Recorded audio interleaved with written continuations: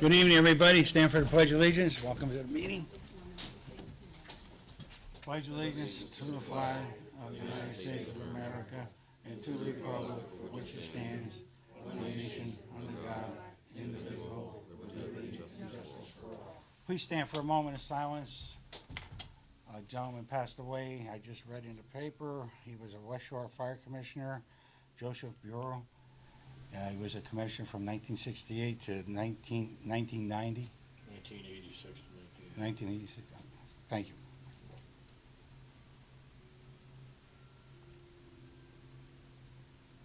Thank you.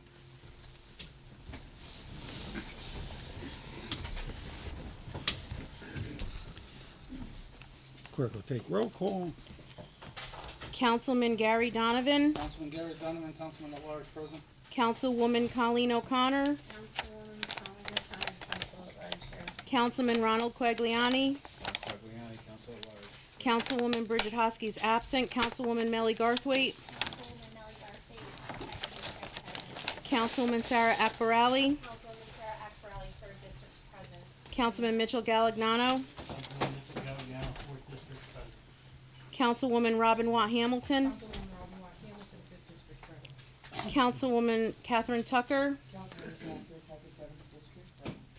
Councilman Victor Boris is absent, Councilman Robert Bruno, Councilman Robert Bruno, 9th District present.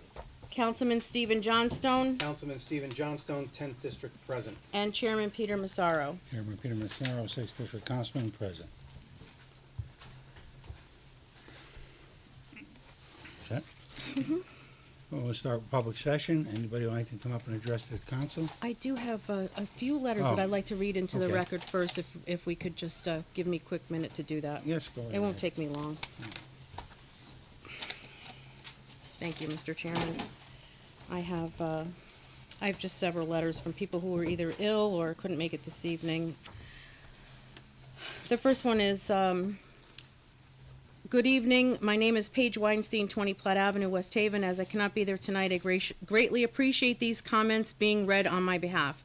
Tonight, the council will be discussing Communication H, an ordinance to prevent hunting and trapping at Sandy Point. I firmly believe this should be expanded to include all of our municipal beaches. When you go to interactive website of hunting areas in Connecticut or the list of approved hunting areas, no area in West Haven is outlined as a hunting area. The West River is in fact designated as a closed to hunting area. Hunting is a wonderful sport, and this is not about the sport of hunting or our Second Amendment rights. Connecticut has a significant number of approved hunting areas. The Quinnipiac River Marsh off State Street in New Haven is one. State Street ruling is 500-foot flood zone. It is prohibited to hunt with, shoot, or carry a loaded firearm within 500 feet of any building occupied by people or domestic animals, or used for storage of flammable materials, or within 200 feet of such building when waterfowl hunting in tidal areas from land shooting positions or from floating blinds anchored adjacent to land or from rock positions unless written permission for lesser distances is obtained from the owner and carried. Landowners, their spouse, and lineal descendants are examples from this restriction. Providing any building involved is their own, the 500-foot zone does not apply to bow hunting. I ask you all this: if you were to exit City Hall via the side door by the clerk's office and someone was shooting at West Haven Historical Society building on the corner of Savin and Main, would you feel comfortable walking through the green? Of course you wouldn't. The distance between the side door of City Hall and the Historical Society is approximately 528 feet. I understand that no one can hunt in the center of town. I wanted you to envision the 500 feet. Now keep in mind the state ruling is 500 feet from a building. When individuals are walking on our beach, whether it be Sandy Point or Sea Bluff, there are no buildings between the walkers and the hunters, and that 500-foot zone disappears. Would you walk through the green if someone was hunting at the old Silver's drugstore? Our residents and visitors use our beaches all year round. The Sandy Hook playground is played on all year round. Can you imagine going for an early walk and being exposed to gunfire? Our neighboring towns have ordinances on the books to protect that from happening. Hunting, carrying of firearms, and discharge of firearms and fireworks are prohibited in municipal parks and on the municipal beaches owned and maintained by the city of Milford. Except as otherwise specifically permitted by law, no person shall discharge a firearm within the Orange town limits except as permitted in indoor gun range without first having obtained a permit from the Orange Chief of Police to do so. This council has the power and authority to protect the quality of life for our residents and modify and approve the ordinance before you. I respectfully request that you approve an ordinance identical to Milford's and allow the residents to continue to enjoy the best that West Haven has to offer our beaches without compromise. Then I have a letter from Robert Fetco from 52nd Avenue. Says, Dear City Council, I understand that the City Council is considering an ordinance to prevent hunting at the Sandy Point Bird Sanctuary. I strongly encourage the council to adopt such an ordinance. I am not opposed to hunting. I actually come from a family of hunters, but I believe there is a proper place for hunting, and Sandy Point Bird Sanctuary is not one of them. I live on 2nd Avenue, and even during the winter, I see individuals and families walking through this area, and it is promoted as a bird sanctuary and nature center. Too often, these people are shocked to find that hunting is occurring there, and they scurry out of the park so they are not hit with a bullet. I do not believe this area is safe for hunting, and I ask that the council to protect individuals using the sanctuary by adopting an ordinance to restrict hunting at this location. Then we have one from Bonnie Posick of 107 East Avenue. Members of the City Council, City of West Haven, I write on the topic of bird hunting in the Sandy Point Bird Sanctuary. To allow bird hunting in this protected area is in direct opposition to its intended purpose. According to the City of West Haven's website, the Sandy Point Beach and Bird Sanctuary, a site listed on the Connecticut's Coastal Bird Trail, has been designated as an important bird area by the Audubon Connecticut, a state office of the National Audubon Society on the eastern end, and the sand pit known as Sandy Point is one of the prized locations on the Connecticut Coastal Birding Trail. Hunting in this densely populated urban area would significantly erode the nature of the Sandy Point Bird Sanctuary as well as the surrounding neighborhood. A map provided by the State Department of Energy and Environmental Protection on its website illustrates the areas approved for hunting in Connecticut, public hunting areas, connecticut.gov. The sanctuary is not among those sites. There's also a chart that lists waterfowl hunting areas on the DEEP website, waterfowl hunting areas, connecticut.gov, ct.gov. Again, the sanctuary is not listed. However, nearly 70 areas are named where a majority of waterfowl hunting occurs and that have good access. Surely waterfowl hunters could choose another area in which to practice their sport. I urge you to continue to protect the Sandy Point Bird Sanctuary and its fragile, defenseless inhabitants. There are many of us locally, in addition to the birders from throughout Connecticut, who enjoy the sanctuary and would like to remain the destination for wildlife enthusiasts. Thank you for your consideration of this important matter. Then we have one from David Killeen from 52nd Avenue. Dear members of the City Council, I'm writing to support the efforts of Councilwoman Garthwaite to pass an ordinance restricting hunting at the Sandy Point Beach and Bird Sanctuary. I have lived here on 2nd Avenue for 15 years, and I have been shocked to see that every year hunters are allowed to hunt ducks close to residential homes and the sanctuary itself. The sanctuary is a park, a place where walking is encouraged. There is no marking at the sanctuary to warn people that they may be at risk by walking down the path to the marshes and along the barrier beach, yet they are frequently confronted with hunting and gunshots without any warning or notice.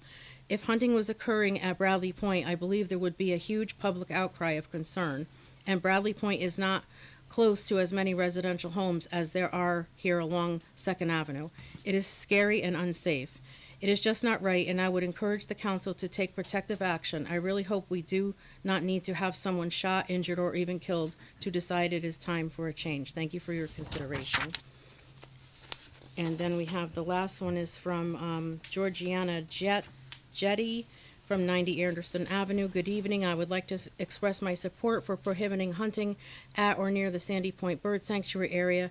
As a volunteer since 2013, I have seen volunteers work tirelessly to restore the sanctuary to the environment West Haven truly needs. The Sandy Point Bird Sanctuary has been supported through grants from the Audubon, Connecticut, and received the Share the Shore Award for the conservation of the native plants and birds which frequent the area since West Haven is located on the Atlantic Flyway. I find it ironic that hunting is allowed near the sanctuary since the volunteers work nearby and feel it is dangerous if hunters are allowed entry on city property. Also, I live on Anderson Avenue. I hear shooting frequently. Are the hunters in boats offshore or do they enter near the sanctuary? I believe the city has a responsibility to prohibit hunting on or near the city property. Are the homes nearby or the volunteers working at the sanctuary safe? Please look into this as soon as possible. Thank you. Georgiana Jetty, Sandy Point Restoration Project Director. And that's all the emails that I received today, Thank you, Mr. Stacy. Chairman. Thank you. Okay, anybody like to come up and address the council? Yes, sir.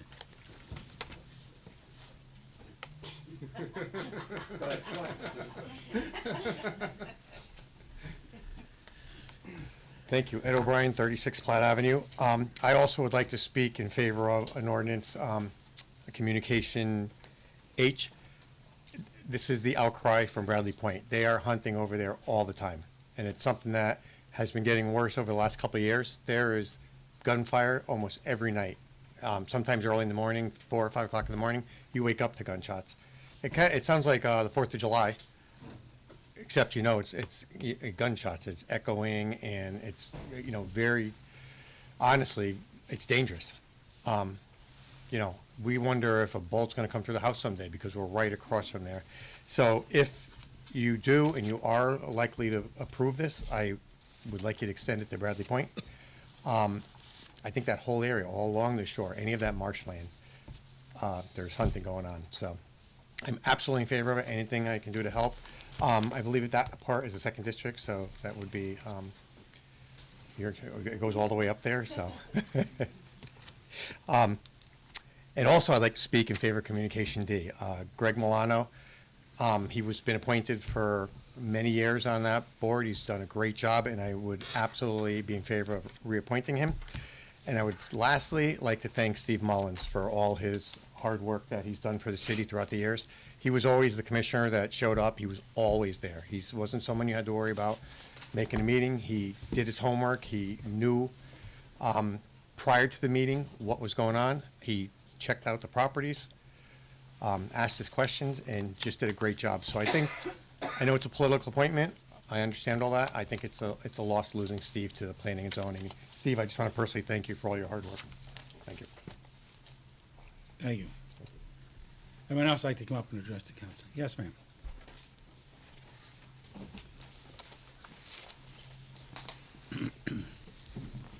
Hi, I'm Kathy Hebert. I live at 166 Bloom Street, West Haven.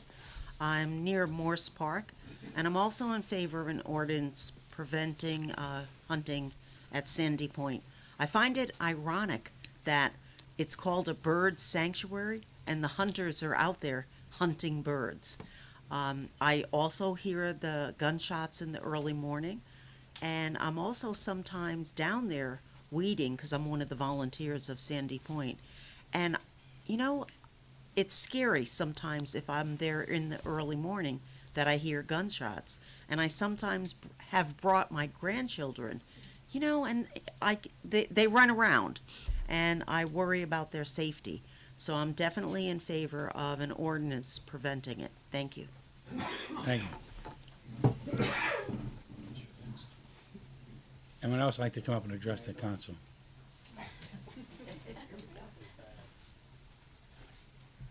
Hi, my name's Rich Hebert, 166 Bloom Street. I also in favor of some kind of an ordinance to stop what's going on. I hear shots out there at night, and I don't think it's hunters, but people are shooting in that area at night. Hunters are supposed to wear an orange vest so you can see them. I don't see very many people down there wearing any vests. So if they're out there without a vest, that's illegal right from the get-go. And I agree that, there's not enough room for any organized hunting over there. It's just terrible. There's a lot of children around there. There's a lot of folks that want to just go out and walk on a boardwalk. It's not a safe situation. Of course, we got a lot of other issues in this town. We still have the potholes. They haven't been fixed. They're getting worse. I just went to the restroom, and it's been years where we have the facility out of order and tile missing from the walls. I mean, this is your building. Does anybody care? A lot of the things that have happened in West Haven are due to lack of maintenance. Everybody wants to squeeze the nickel, not spend any money, but the real thing is nobody's addressing issues. There's no reason why the toilet can't be fixed. There's got to be somebody that has the knowledge on how to replace parts in them. You don't have to replace the whole thing. It's just a gasket or something inside that has to be fixed. But nobody's doing it, and it's been years. It's been years that I've been coming here, and it's in the same situation. We can't run a city without doing normal maintenance. That falls in that category. So, see what you guys can do. Thank you. Thank you, man. Yes, Steve.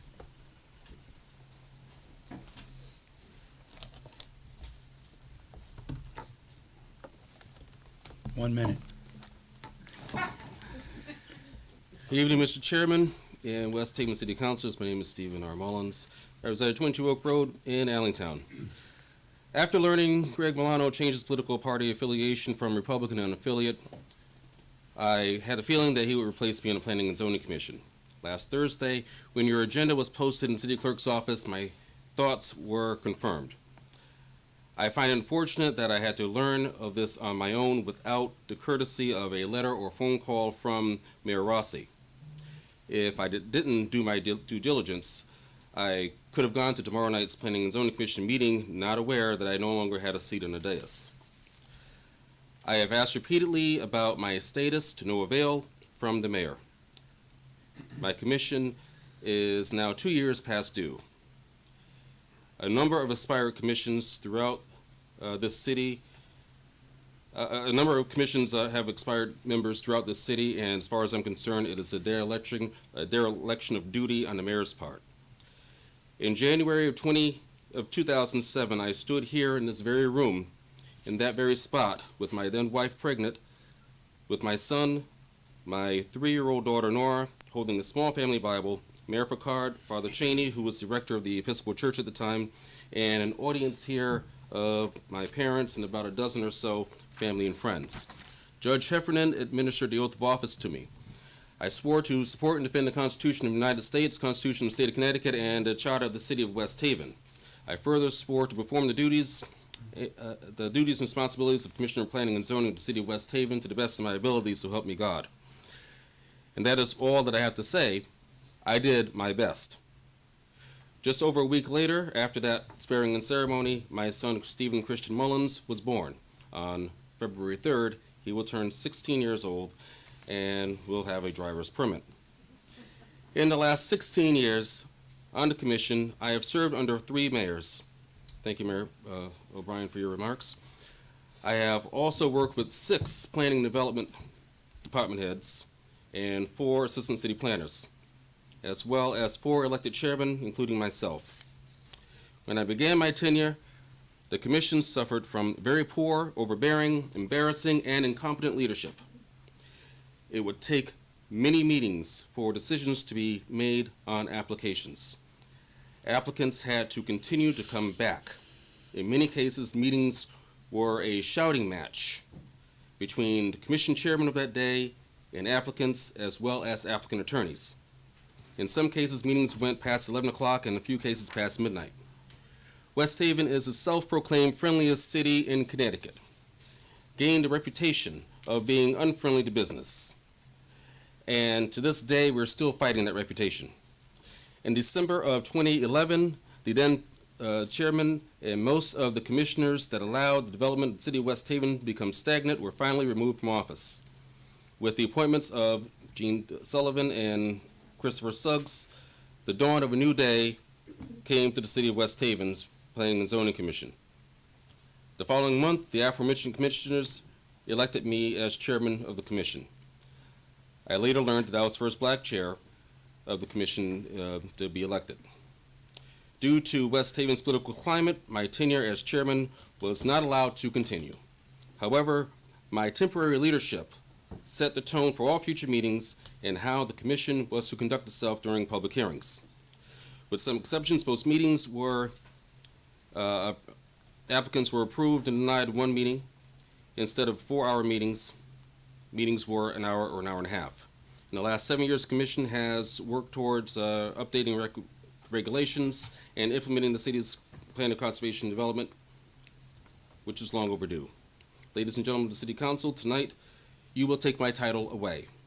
However, you will not take my voice away. I will not allow you to do so. As Commissioner, I've testified before the state legislature regarding bills to limit the authority of planning and zoning commissions in the state of Connecticut. I've met with mayors and first selectmen throughout the state regarding this issue. But regardless of how you personally feel about me, I will continue to be a voice this city needs.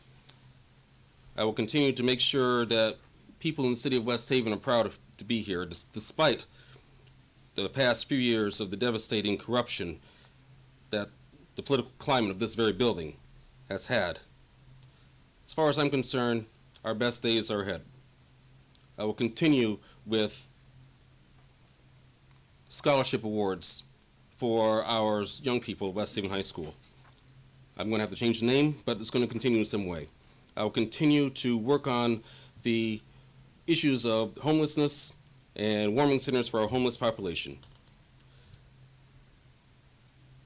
West Haven is a wonderful city, and this is a place that we want our children to go away to college to and come back to work and get married and raise their families, because of what we have to offer here. And for that, I thank you. I thank the two mayors, Picard and O'Brien, who took me on, and I thank you and bid you adieu. And for the very last time in history, I will say, my name is Stephen R. Mullins, Commissioner of Planning and Zoning in the City of West Haven. Goodbye. Thank you, Steve.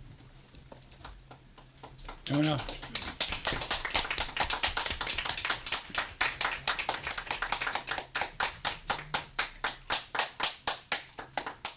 Anyone else like to come up and address the council? Yes, ma'am.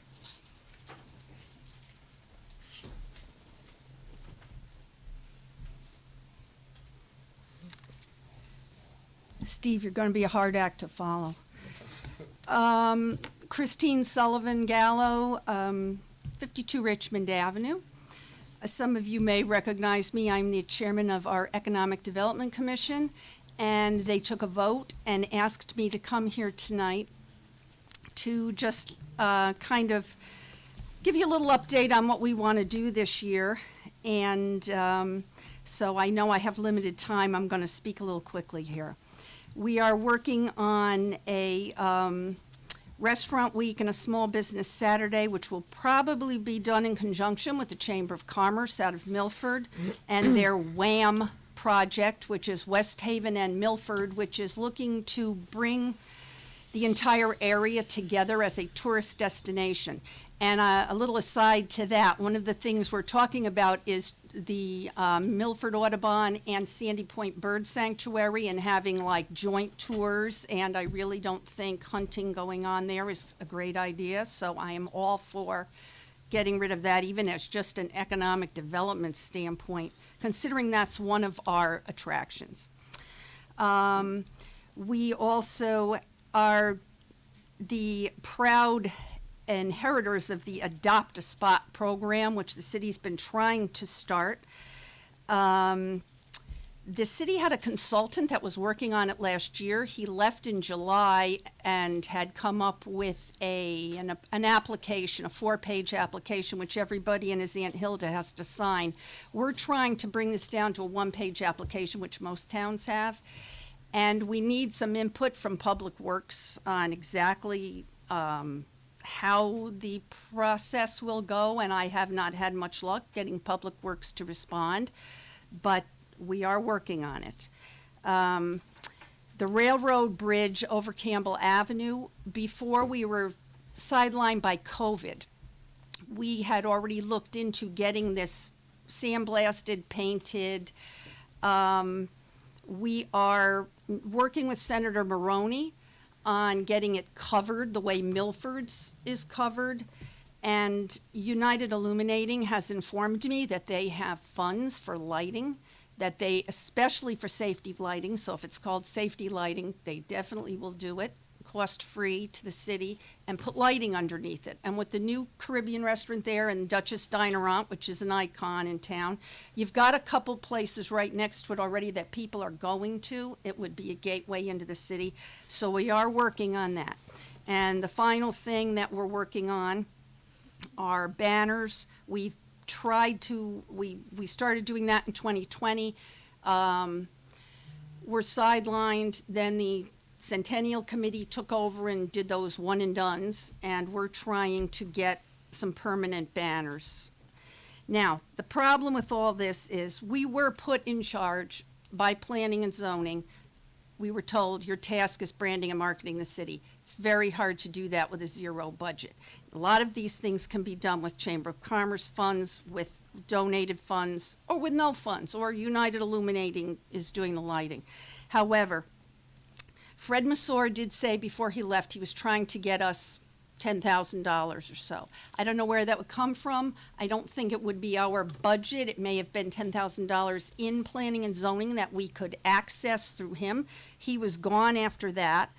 We did approach Mr. Soto about it. I did research on what other towns have for budgets, if they have a budget, if they have an EDC, how it works. Never really got any yes or no, any kind of an answer. And now we have Mr. Miller, who's really a consultant. We don't really have anybody to go to, so that's why I'm here tonight. For your guidance, and anyone on the council who is willing to work as a liaison with us, which I did ask for in the spring, and we still need a liaison. Barry Cohen was the last one. He had to leave when he started running for office. So we do need a liaison. Our meetings are on Wednesdays. They're not that long. They never go to 3 o'clock or anything like that. They're usually, over at 7, 7:30, maybe 8. Start at 6. And so I'm just begging for that again. And anybody who's interested, can get in touch with me or get in touch through the chair, whatever. We do need someone. And we do want to do the best. We have people here tonight from the commission backing me up. We really do have some good people who don't get paid anything to do this and have been working at it for, since 2020, so 3 years now. And really, we don't get that much respect, and they really do deserve it. So I thank you for your time. Thanks very much. Thank you, Mrs. Chairman. Anyone else like to get?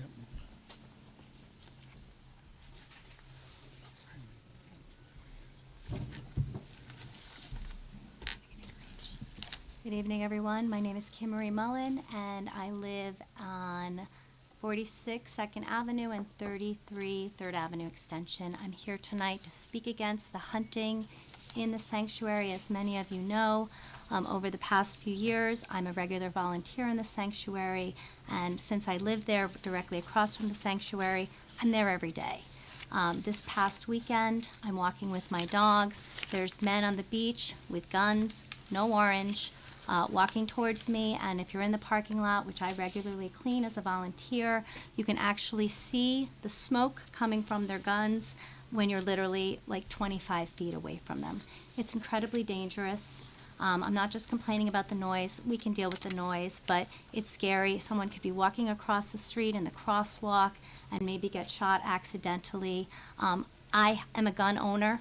I have a license to carry in 36 states. I'm a Second Amendment person, so I'm not against guns. I grew up in a hunting family, but I think that there's a time and a place for it. And unfortunately, where people are hunting right now, there's no time and place for it. The rules have been very ambiguous over the years, to the point where even speaking to the deep people, most of them didn't even know what most of the rules were. When we moved here, we chose this area specifically for the bird sanctuary because we were living directly across from it and we thought it was going to be a peaceful area. The gunfire starts at 5 in the morning and will sometimes go, if it's a foggy day, until 5 p.m. at night. It's outrageous to me that you're having an area such as the Sandy Point Bird Sanctuary, which some of you may not know, is one of the top 20 bird areas, significant bird areas in the country, in the entire country. And then we have bird hunting in there. I mean, literally, you want to talk about the term sitting ducks? That's what we're talking about here. So for the ducks there, if any of you have even gone in there, the amount of protected wildlife that we have in there is unbelievable. You can really walk out there on a weekend and see an entire family of oyster catchers. And you're going to see birds there that you might not be able to see in any other area. So I think it really behooves us, as guardians and protectors of the sanctuary, to make sure that we are, looking to protect this very significant area. So I implore you to please look at some of the other statutes in Westport and Greenwich and some of the areas. You cannot have a bunch of men or women walking on a beach with rifles in the middle of the day with no orange on without at least one sign warning someone who's coming there. There are so many birders, by the way, who come to this area from Fairfield County, from Westchester. I met people from Manhattan that drove all the way up here the other day, and they were absolutely horrified to see all the dead ducks. I've got pictures. You wouldn't even believe it. They don't even come and pick them up. And the shells. You're literally stepping over shells. We've got a collection of them. My partner, Michelle, was actually supposed to come tonight. We've collected a whole big, gigantic jar in the last 2 years just of gun shells. So I just implore you to really consider it and just think about what that's like for someone. We're trying to attract people to this area, and this is one of our hidden gems. So if you could please consider this, it's really, really important. And just for the safety, I am afraid that someone's going to get hurt, accidentally, of course. But like someone said earlier, I don't remember who, I would rather that we act on this now before somebody, gets hurt or even worse, killed accidentally. So that's the first thing that I wanted to say. While I have just a moment of your time, I did want to take a moment to thank Stephen Mullins for his 16 years of service on the Planning and Zoning Commission. He has done so much as far as, giving back to the community. He is the Justice of the Peace. He's the president of the Black Heritage community. He has been giving out scholarships to the West Haven High School for over 10 years. And I actually saw him over the weekend standing on Campbell Avenue with a fireman's hat on in a full suit like we're used to seeing him in, collecting money for the Allentown Fire Department. I mean, this man is everywhere, and you might not always agree with him, and I'll be the first to say, over the years, we didn't always agree, but you cannot not respect the amount of work that this man has put in. We ask, the administration at the very least just to show up. And not everybody does that. Okay, I'm not going to name names or point fingers, but the one thing no one in this room, I don't care if you like him or not, can say about Stephen is that this man doesn't show up. He's everywhere. And he's always in a suit, he's always polished, and he's always ready to serve. So I really hope there's something planned for him, a citation, a plaque, I don't know, maybe a watch, for all these years. So something to consider, but I am very grateful for the kind of person that this man is as far as what he has done for our community. So I thank you for your service, Stephen. Thank you, everyone, for letting me speak. Thank you. Anyone else like to get up and address the council? Yes, I want.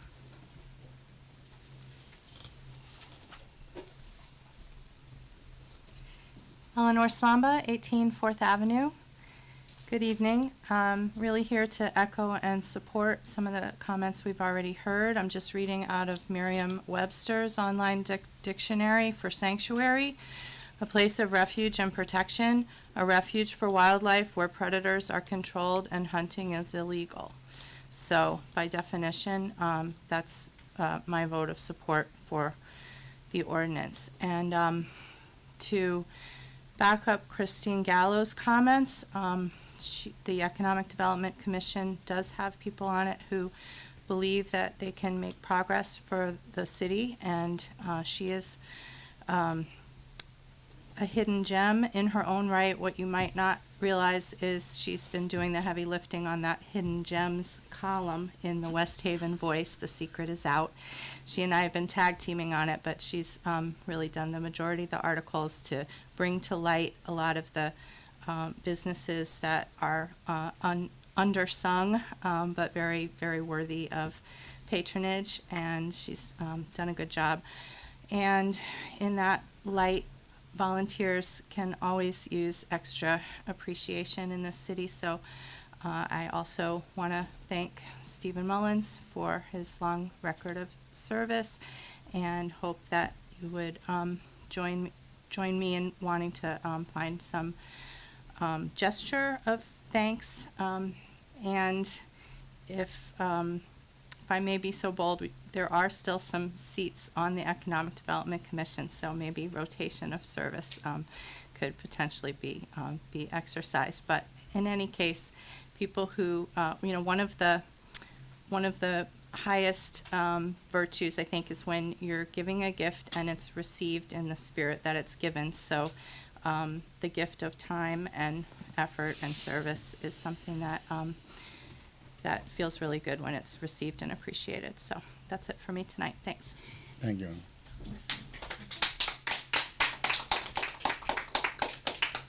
And now, anybody else like to get up and address the council? First. Yes, Mr. Brown.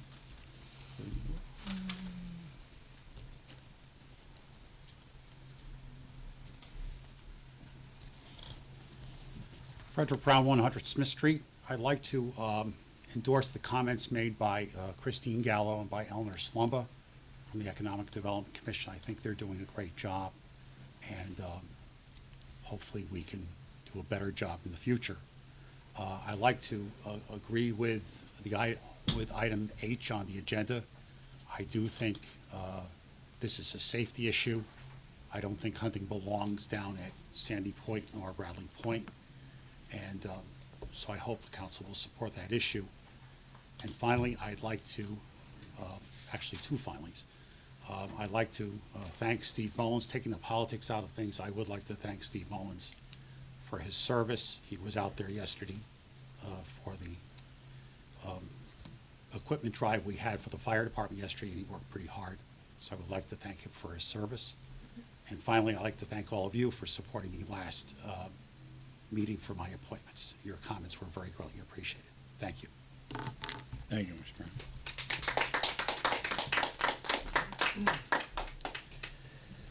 Brown. Anybody else like to come and address the council? Second time for anybody else would like to come up and address the council? Third and final time. Anybody else like to come up and address the council? Public session is now closed at 7:35.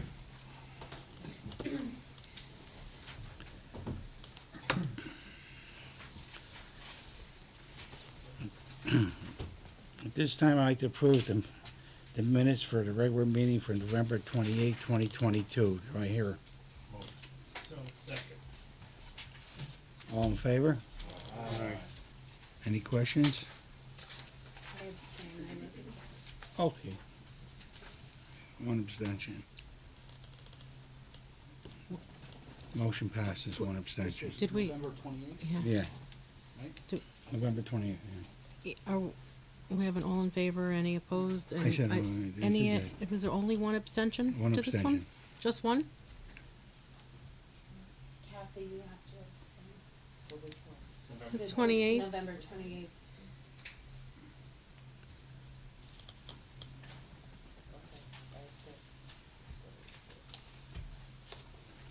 Two abstentions. Two abstentions?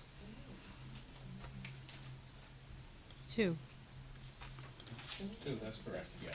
Gotcha. No, I'm not sure how, I guess I'm on the roll. So,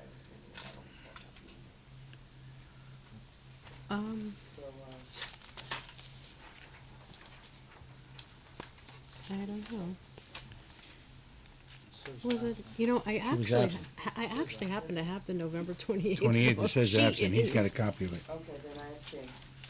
Yeah, I actually have, I have, And Hosky was absent, and yeah, you were absent. I don't have any other roll call sheets with me. I just happen to have that one. I don't know why, but Okay, moving on. Approve the minutes for December 12th of 2022. So moved. Any questions? Discussions? All in favor? Aye. Any abstentions? 3. Opposed? Motion passes by majority. Approve the minutes on the ARPA committee meeting for December 14th of 2022. So, second. Any questions? All in favor? Aye. Opposed? Abstentions? Millie and Steve. Motion passes by majority. And last but not least, the minutes for January 9th, 2023. So moved. Second. Any discussion? All in favor? Aye. Any abstentions? Robin? I abstain.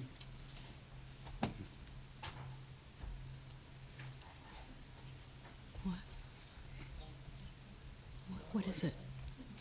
Kathy wasn't here either. 3 abstentions. Well, that would be 4. We have Donovan, Donovan? Akbar Ali, Yep. Hamilton, and Tucker. Any others? That's it? Okay. Motion passes by majority. What is that? Okay, clerk will now read the communications.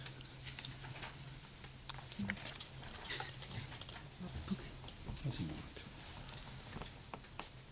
Okay.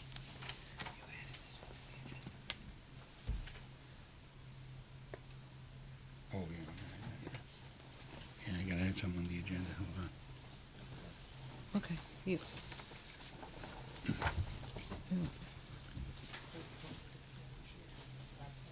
I know. Does anybody tell me? Sorry about that.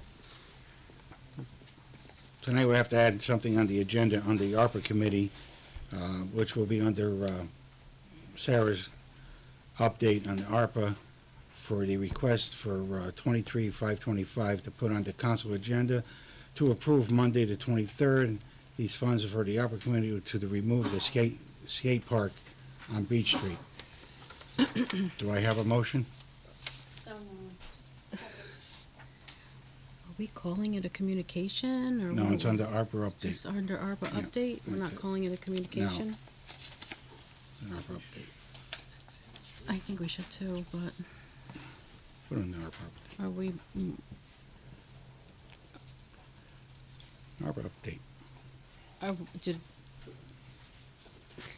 Yes, so did anybody make a motion to do that? I made the motion. who seconded it? I did. Sarah seconded. All in favor? Aye. Any discussion? I'd like to leave it. Mr. Chairman, I think, just to make sure that we're in full transparency, even though this has been on the ARPA agenda and there's been multiple public sessions, I think the lateness of putting this on the agenda now, that public session is closed. I think I would defer to February 1st, another week, and then pass it on February 1st. That's just a thought. Or discuss it for approval on February 1st. That's a special meeting, right? And if I could just add my little 2 cents in, point of order, Mr. Chairman. We have been calling all of these things communications to keep our records straight. I think we should actually Communication. label it a communication. I didn't know that this was happening, so I would have already chimed that in if I knew.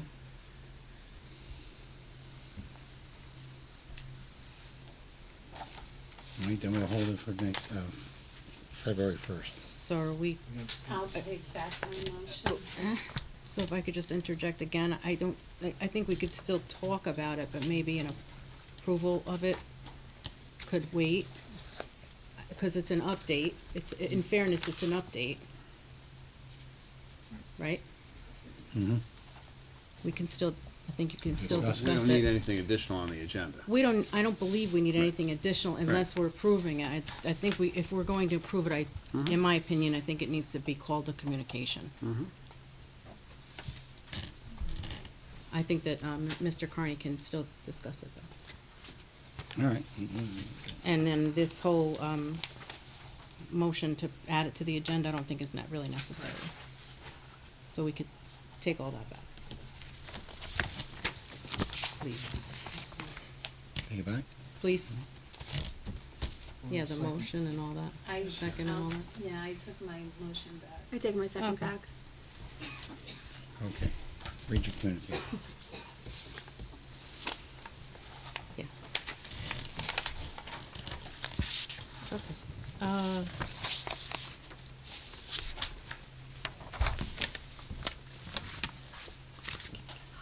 So I'm gonna, pass out the communications. Mr. Chairman? Is that okay? Yeah, it is. All right. Communication A from the tax collector regarding overpayment refunds for January 2023, which will be filed with tonight's minutes. Communication B from Joseph Perno, Chief of Police, regarding animal shelter donations, which will be assigned to the Finance Committee. Councilwoman Akbarali will be stepping in as chairwoman of the Finance Committee. Communication C from Mayor Nancy R. Rossi regarding the reappointment of Gregory Milano, 23 Tyler Street, West Haven, Connecticut, to the Redevelopment Agency. Mr. Milano's reappointment would become effective immediately and expire 9/30/2025, being assigned to the Personnel and Civil Service Committee. Chairman Quagliani. Communication D from Mayor Nancy R. Rossi regarding the appointment of Gregory Milano, 23 Tyler Street, West Haven, Connecticut, to the Planning and Zoning Commission. Mr. Milano's appointment would replace Stephen R. Mullins, to become effective immediately and expire on January 31st, 2026, being assigned to the Personnel and Civil Service Committee. Chairman Quagliani. Communication E from Mayor Nancy R. Rossi regarding the reappointment of Gene F. Sullivan, 6 Harding Street, West Haven, to the Planning and Zoning Commission. Mr. Sullivan's reappointment would become effective immediately and expire on January 31st, 2027, being assigned to the Personnel and Civil Service Committee. Chairman Quagliani. Communication F from Mayor Nancy R. Rossi regarding the appointment of Michael Todd Taylor to 161 Main Street, West Haven, to the Planning and Zoning Commission. Mr. Taylor's appointment would fill the current vacancy and become effective immediately and expire on January 31st, 2025, being assigned to the Personnel and Civil Service Committee. Chairman Quagliani. Communication G has been withdrawn. And communication H from Councilwoman Garthwaite regarding the SPBS proposed hunting and trapping ordinance, which is being signed to the Legislative Matters Committee. Chairman Bruno. And that concludes the communications for this evening, Mr. Chairman. Thank you, Stacy. We'll start with communication B, the Finance Department. Sarah. The time is now 7:49. The Committee on Finance is now in session. Members present are Councilwoman O'Connor, Councilman Quagliani, Councilwoman Hamilton, and myself, Councilwoman Akbarali, acting as chair. Our first order of business are the finance updates, year-to-date budget reviews. Scott Jackson, do you mind giving us an update on that, please?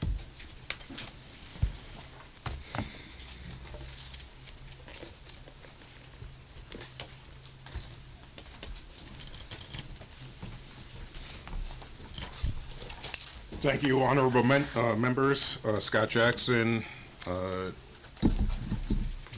Finance Director, City of West Haven, 355 Main Street, West Haven, Connecticut. Fortunately, the finances are still unremarkable, which is a good place for municipal finances to be halfway through the year. We have been requested by the MARB to provide projections, which is a fairly laborious process. And so when thinking it through, I think the way that we're going to work this is to have the raw numbers to you, council, on the second meeting of the month, and have the projections available to both you and the MARB on the, by the second week in the month. So there's not a lot to report except for two good items. We are essentially halfway through the calendar year winter, and despite a few flurries today, we have not had significant weather-related impacts. So in terms of both material and personnel and wear and tear on apparatus, it's been a good year thus far, because a bad winter can put you in difficult straits, and we have certainly not had that, nor do we foresee that at least through the end of January. Also, when we moved our bond anticipation notes from September to March, because the audit was not in hand, that actually ends up pushing off a debt service payment into next fiscal year. So I'm not counting that as a savings at this point for FY23, but I do anticipate that that will be the ultimate story at the end of the day. Now to the audit. We met today on the audit. We still have not received from Resnick a final audit. And that cascades into our FY22 audit, because our auditor, PKF, does not want to issue an unqualified audit while having any potential bogeys from Resnick still out to play. Our auditor doesn't want to miss something that Resnick picked up. They want to make sure that they have all the best information before they provide us a final audit. It's getting to be challenging. The MARB meeting scheduled for tomorrow has been canceled. The West Haven Subcommittee meeting, just due to a general respect for people's time and a lack of substantial action requiring a timeline. My intention at that meeting was to inquire of OPM staff if there is any updated timeline on the Resnick audit.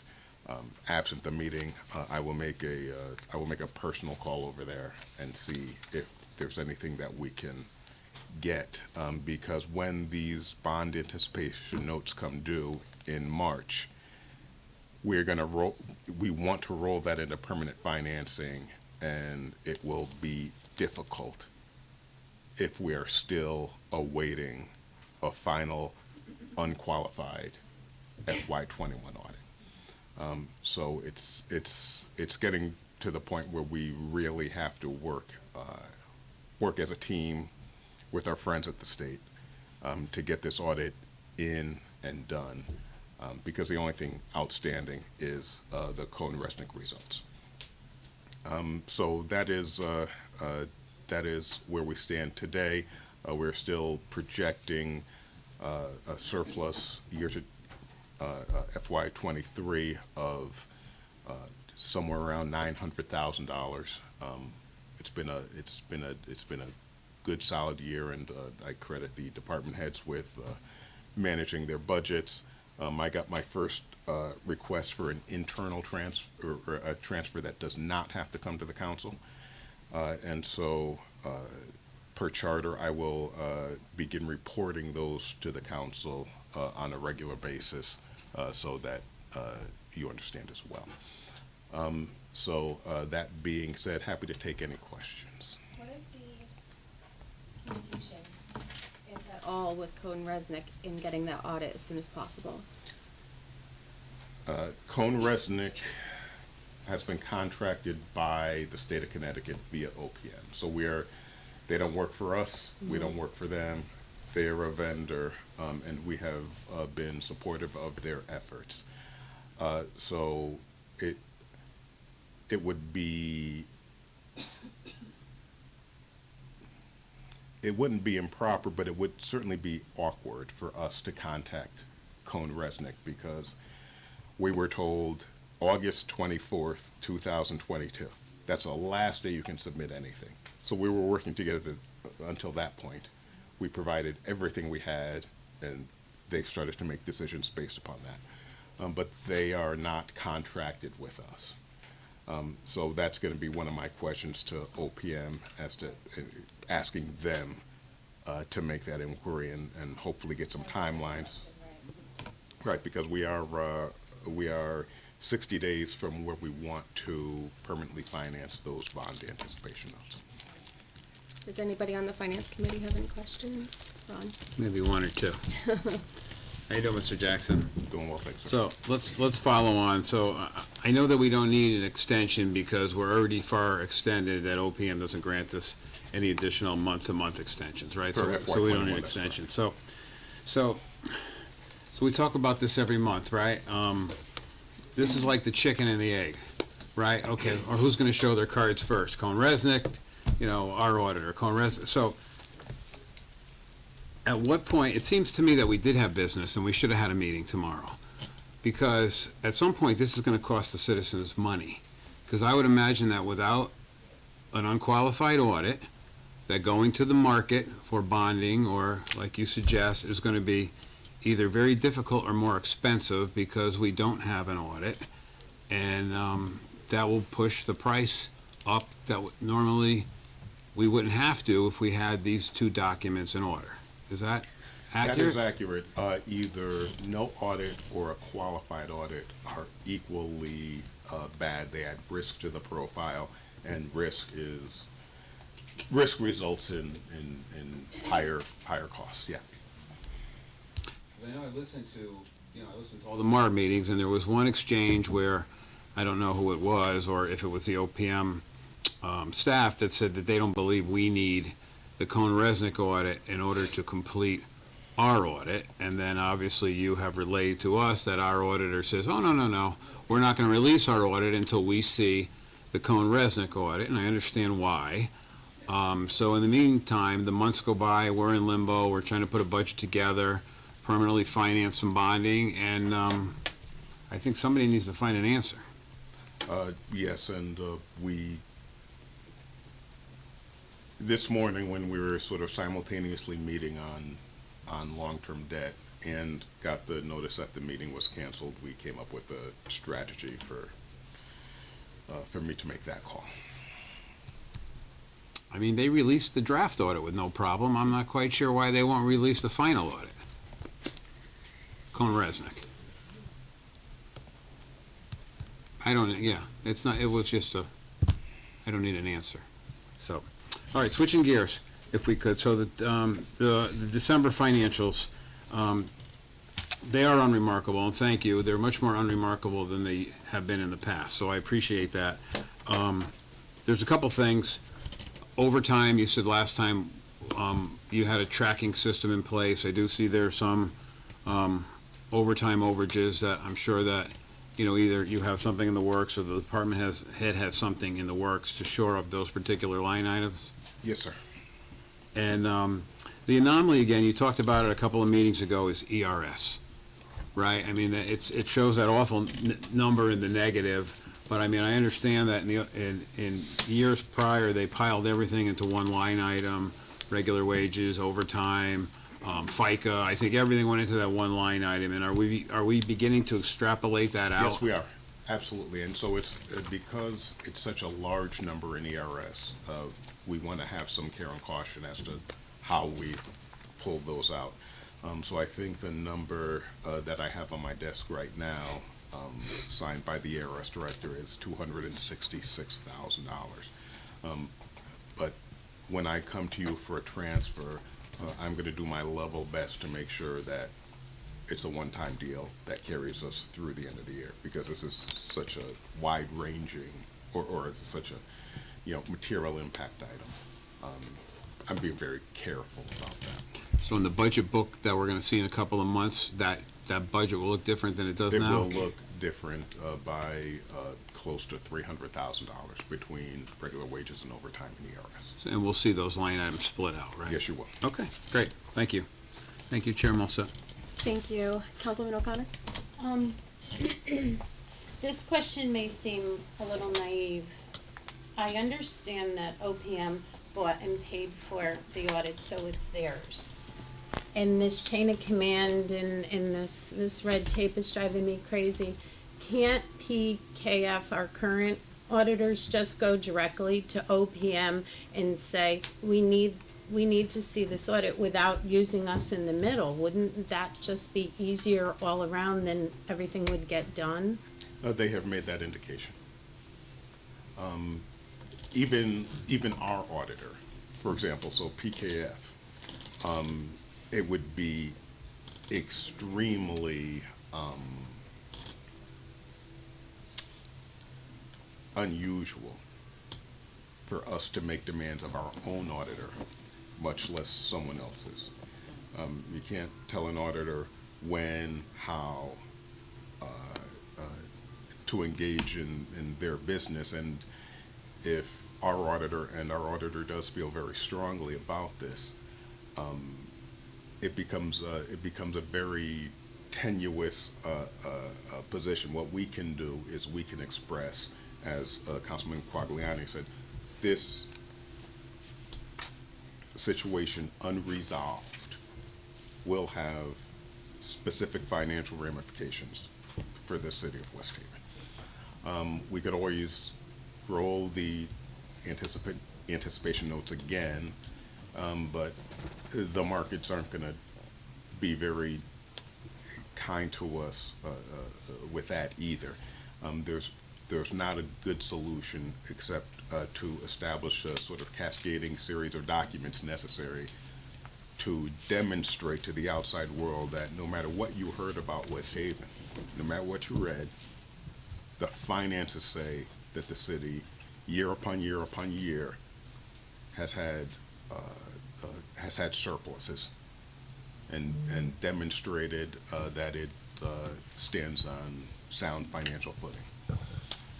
So that is what we are seeking to achieve, and we have the window is growing narrower for us to actually be able to put that together in such a way that we can permanently finance when we want to, which is March.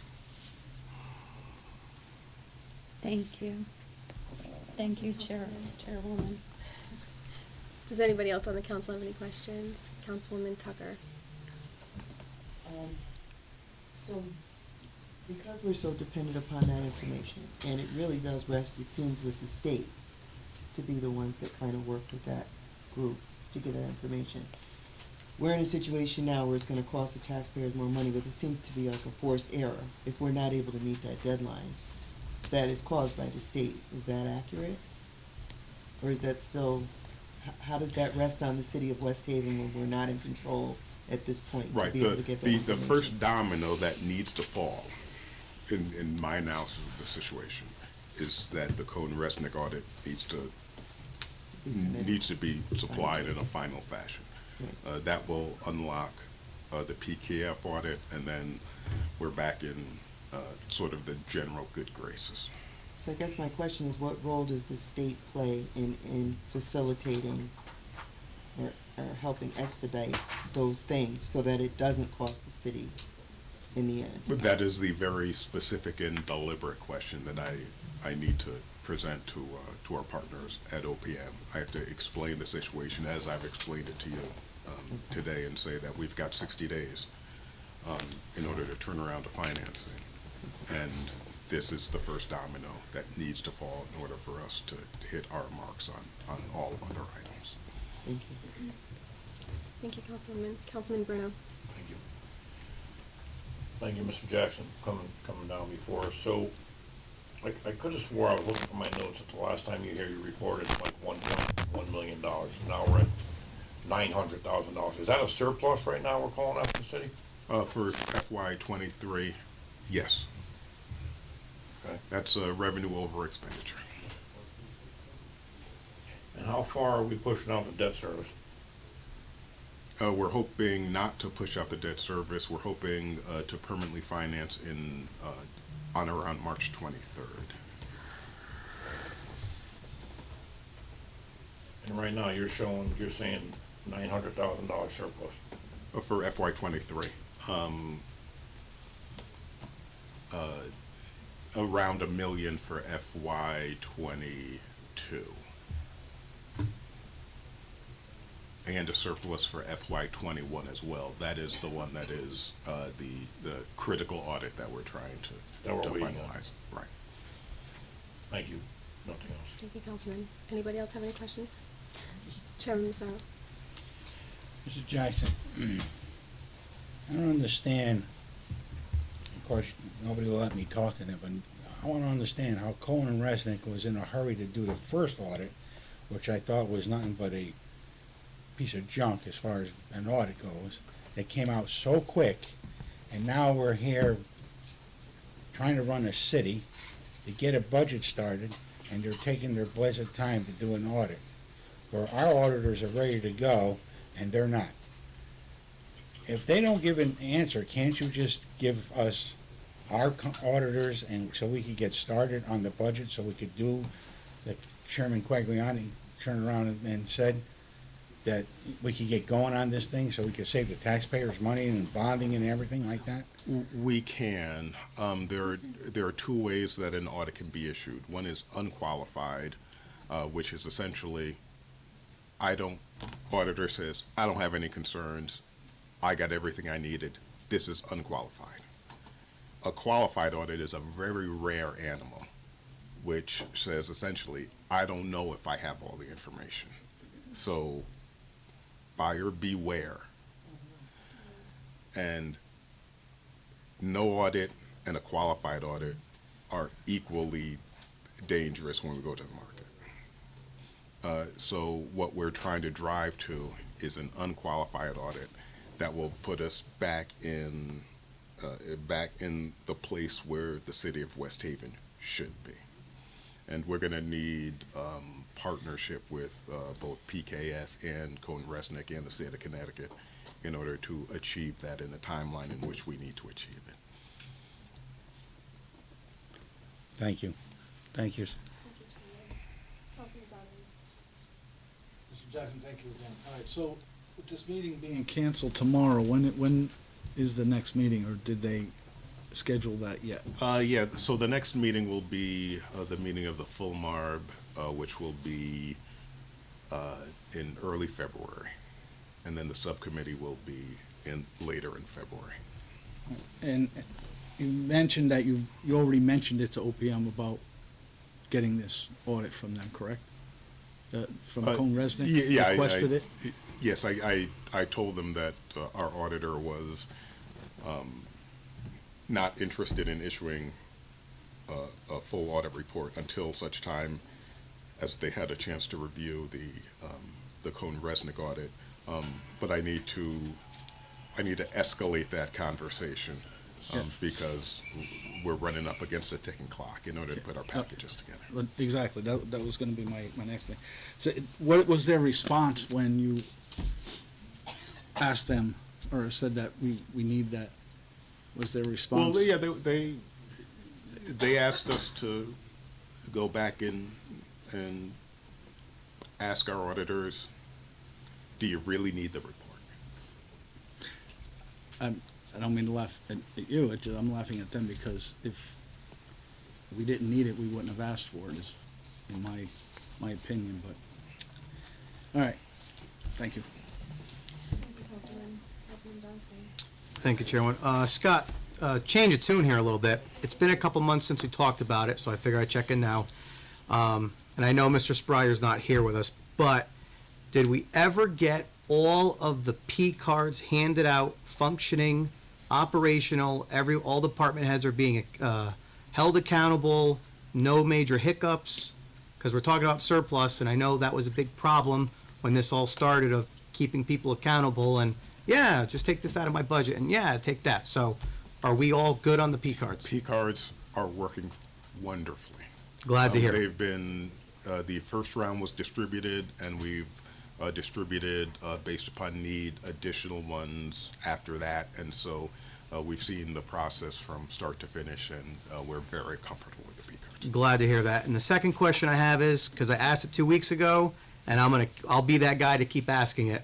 How close are we, because the villagers are starting to get restless, of knowing a guesstimate on our tipping fees? Are we anywhere close to that?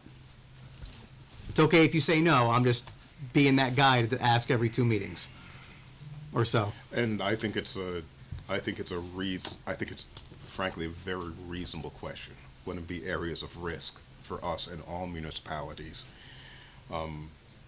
is the disposal of municipal solid waste.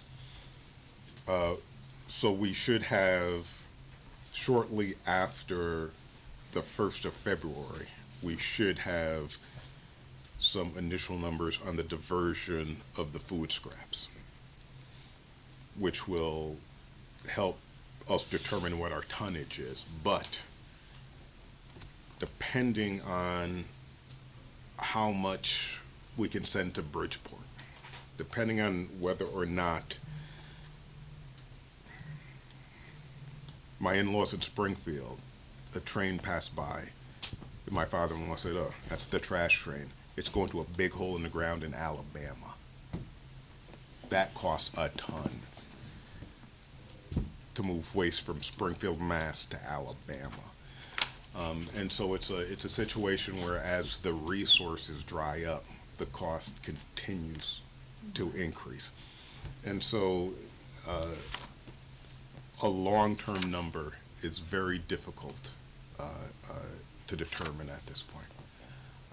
But it is certainly an area of risk, and I think I can pretty much guarantee that the next budget you see is going to have some numbers for MSW that hopefully will reduce the food scrap costs. Hopefully we can continue to send that up to Southington, which is 22 to 25% of gross weight, and so we can use that to mitigate the cost. But the per ton for I'll call it dry municipal solid waste is not determined at this point. Fair enough. Thank you. Thank you, Chairman. Any other questions? Councilman? Thank you, Scott. So, well, correct me if I'm wrong, but you said that it's not right for us to ask, who's our auditor, FKP? PKF. PKF. Ask them any, due questions. Did you say that, or did that? Oh, no, we can't really direct them. If I slammed my shoe on the table and said, I need an audit today, they would say, you get an audit today, but it will be qualified, and that audit is not, it has no value to me. Because that's where I was going with this, because we're their employer, if I read that correct, right? So we asked them to be our auditor, and wouldn't we want that audit in a certain amount of time? So they're gonna do it from August to December of that year. Normally, we would get the audit in December on a good year, correct? That's correct. Just so we could do our budget for the following fiscal year, correct? Yes. So in our contract to them, there's no due date for. There was. It was November 30th. But there was an extension. But, well, no, our contract with them said November 30th. But they get to come back and say, well, there's still something out there that we need to get in order to fulfill this contract the way we wrote it. We got everything we needed from you guys. We did all the testing. You opened up your doors to us. You opened up the vault. We did our testing. But there's still something out there because of what happened, in the past. Yeah. Okay, so I understand, because when you say qualified and unqualified, it sounds backwards, right? Yeah. I just want to make sure I understand that, because you would think a qualified one would be the one you'd want, an unqualified one you wouldn't want. So it sounded, when you said it before, I got confused, because I was like, when you want it qualified. So, and then we're their employer per se, and then there's a contract saying be done by this date, but they have in the fine print saying, if this isn't done, I don't have to give you this audit. Yes. Or if you make me give it to you, it's not going to be of any use to you in the markets. All right, understood. I just want to make sure I was clear on that. Thank you. Thank you. Thank you, Councilman. Any other questions? Councilman O'Connor. I actually have a comment.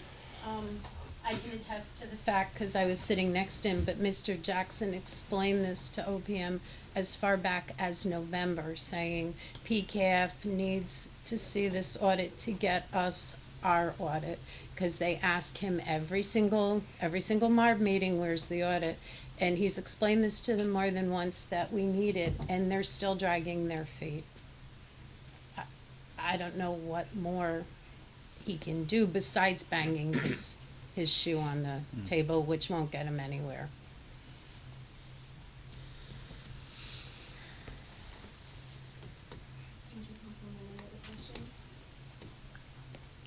I just have a comment about this audit.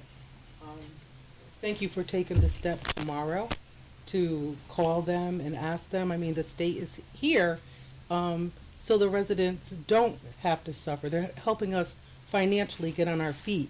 So for them to not make this a pressing issue kind of negates everything, every reason why they're here. So I trust that you have a good conversation with them tomorrow and get an answer that we need. That's all. Understood. Thank you. Any other questions?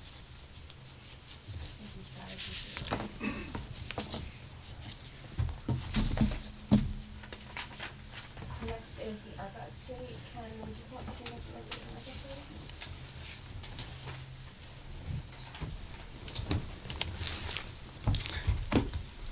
Hello, everyone. Hello. Hello again.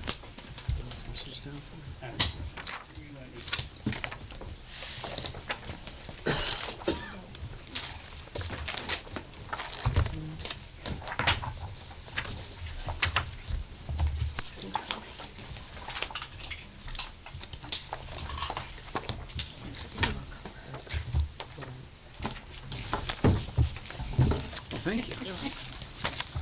I'm sleepy.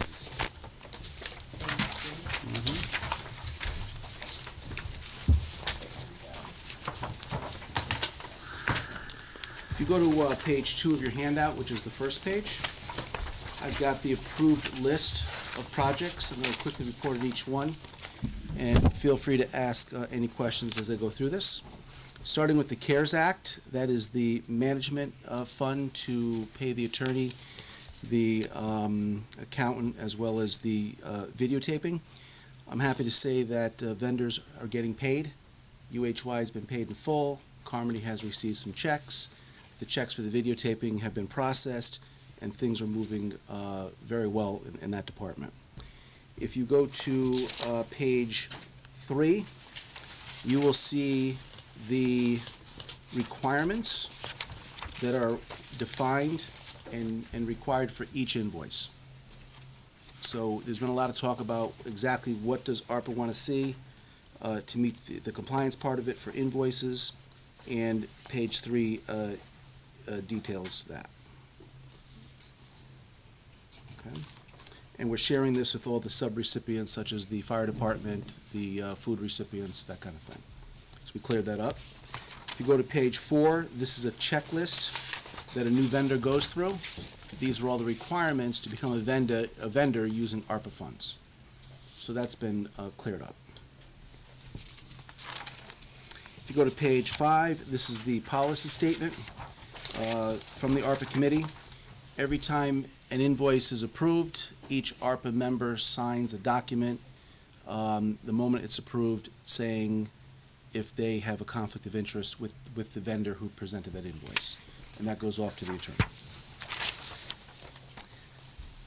Child development roof, that design is complete.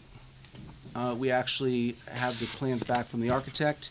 It was reviewed by internal compliance officers here at City Hall with a few suggestions. It is on hold pending your approval of HVAC. If we go there and start the roof, we will, or even put it out to bid for that matter, the HVAC will prove to be a huge change order that we won't have control over. If we have the funds to do the HVAC, we'll roll that into the bid and be able to control that and work with the lowest responsible bidder. Parks Fund. We have done some drainage work at Swampscott Park. We do have a proposal, if you go to page 6. This is from Childscape off the state bid list. and this is to put down a new base and some new equipment for that park, which is on Ashford Street. Now, what's interesting is if you look at the date of this, it's 12/5. If you go to page 8, you will actually see the PO for this invoice. And I'm here to tell you that you have two young ladies that were recently hired, Tammy and Giselle, and they're all over it. Things are moving very quickly. We've never seen, we probably gave Giselle this proposal a week ago, and here is the PO for it. And what that means is when it comes time to get paid, there won't be a search. There's the PO number, it's approved, they'll be paid right away. So we're very, very happy with the changes in the finance department from that respect. We put a new roof on the Shingle Hill Pavilion. I don't know if you've seen that. Next, we're painting the ceiling portion of the pavilion because we had a lot of wood replaced on that roof, so we have to paint that to seal it. The Platt Avenue, Plainfield Avenue site work bids are being opened tomorrow, and that will include a price to do tree work, brush removal, grading, and installation of stone to allow for access to those areas. Cement cornhole equipment that is very durable and basically indestructible was ordered for both Veterans Park and Old Grove Park. Stump clearing occurred along Captain Thomas Boulevard. That's done. Bunch of stumps all along the boulevard on the school side. That's all been removed. We have 30 damaged benches at Old Grove Park that's going out to bid. We did some repairs on Morris Park on the gates because people were going in at night and dumping. Those gates have now been restored to secure. Third Avenue Park is in the planning stage. The broken sign at the Kelsey Avenue Park has been replaced. The Brent Watt Park is in the planning stage. And the skate park demo, we have identified the lowest responsible bidder, and we're going to come tonight and ask you for approval, or maybe it gets put off to the first, but we want to take that skate park out, and that becomes a staging area, my understanding is, for the raising of the street. Can I ask you a question? Sure. I'm sorry, Chair. is it okay if I ask? Absolutely. So, the latest list, besides this list of the approved projects, you had a series of proposed projects. We reviewed that the last time that you were here? The proposed projects that we haven't approved yet, but we had a... Yes, that's We had correct. a special meeting, I believe, to Yes. discuss those, right? Yes. To review those. Mhm. And one of those was the skate park demolition, correct? Correct. Okay. Thank you. Thank you, Chairman. Yeah, it was- Yes. Councilwoman? The 750 park it's a small labyrinth in that area. Any word on that? I've got another file of projects that I did not bring tonight that are not far enough along to present to you. But if you give me the address of that park, I'll check into it for you. No. All right, I'll give it to you first. Okay. Let me get that to you. Councilman? Ken, thank you. Appreciate it. So I got a couple questions here. So the two young ladies that you say just got hired, Yes. they're getting paid out of the ARPA? No, these are city employees. I'm not up on, how they're paid, but it's not ARPA funds. But I can tell you that they've made a huge difference on the jobs that I'm involved in, which is a lot of jobs, obviously, where I see POs coming out, I see bids going out. You're gonna see further in this package some bids that are going out very quickly because of those young ladies. Because it seems to me, Ken, like, I just would like you to tell me where's the disconnect here? Because we approve certain things, and it's taking forever for them to get done. So what is the holdup? I don't think it's the city council that we approved it. There's certain things we approve, so what's the holdup? Well, I don't think there is a holdup. Some of the things that you've approved require a lot of design. It's not uncommon for a design to take 3, 4, 5 months. We do have a very specific process we have to go through from a bidding standpoint in order for this to be funded by ARPA. I can tell you that I've had frustrations here in the past, but what I've seen recently, and this report I'm about to give you proves that, things are moving much better. They're far more acceptable. And the fact that POs are now being issued within a week also means payments are happening very quickly. I think as we go through this report, if you see a job specifically that you're talking about, we'll talk about it, but I believe that things are moving pretty good right now. Ken, and most of the materials for these projects have been ordered already? Well, under parks, Yes. these are done actually. Yeah, Or okay. ordered, yeah. Okay, That's perfect. correct, yeah. I just wanted to make sure. The two streets are No Haven Drive and College Street. I'll come back to you in the first with that one. Any other questions? Councilman? Ken, one, I'm very delighted to see the Peterson field drainage here, because I've had problems there since the beginning. So, I know it's in development, and I know you just told Councilman Bruno that, things take time. Where do we stand in the overall scheme of things for citywide drainage? Because I remember specifically, one of the first meetings I had as a council person, we're in the high school cafeteria, and there must have been a dozen people crying to us for help that my basement's flooding, there's, the water's not getting off the street, it's coming down my driveway. Then there was all the bickering about the back truck. Do we have an update on the back truck? Do we have an update on the, I forget the gentleman's name that I met that one time with you, the water engineer, consultant? Where do we stand in all that? Because lately, instead of snow, we're getting downpours, and people are, I don't know about the other districts, but they're crying out to me. I mean, I got people on top of Winslow, and their sub pumps are running nonstop, and they're on top of a hill. So, do you know where we stand in that stuff? I do. I have a whole report for you in that, and I'm going to go in order. Okay. So, yeah, I'll Sorry. talk about that. That's okay. Moving on. Any more questions on Parks Fund? Any other questions? Moving on to food. So we have a meeting this Thursday at 1 o'clock with all the food recipients. We will have the attorneys there, we'll have UHY there, and we are going to direct them on how they can spend their money and authorize them to begin spending their money. We will answer all their questions, we will give them the proper forms. We had to create a sub-recipient contract for each of those entities. That is now complete. We will review the contract with them, have them sign the contract, and the funds will flow after that. That's where we are with food. We also know that it's got to go back out to bid in order to qualify under ARPA. Okay. So when it goes back out to bid, I will take the responses and come back to you and see if you have an appetite to put some more money into food. Councilman Hamilton? So for the food, you're gonna send it out to bid, but it's not like the folks that were already qualified. They can't apply again, correct. They're safe. Yes. Okay. Yeah, we're going to restrict them from applying a second time. Mm-hmm. The purpose of the new bid is to prove to the feds that we did not limit who could apply. And even though we do have an organization from outside the city, that doesn't really qualify us. It helps us, but if you look at the language of the first bid that went out, Mhm. someone could say, it said it favors West Haven. I would have applied had it not said that. So we're sending that back out without that language. Okay, thank you. Thank you. Okay, moving on, I talked about the Johnson Senior roof already, right? Yeah, I did. Mhm. Okay, so I'm sorry, Johnson Senior Center.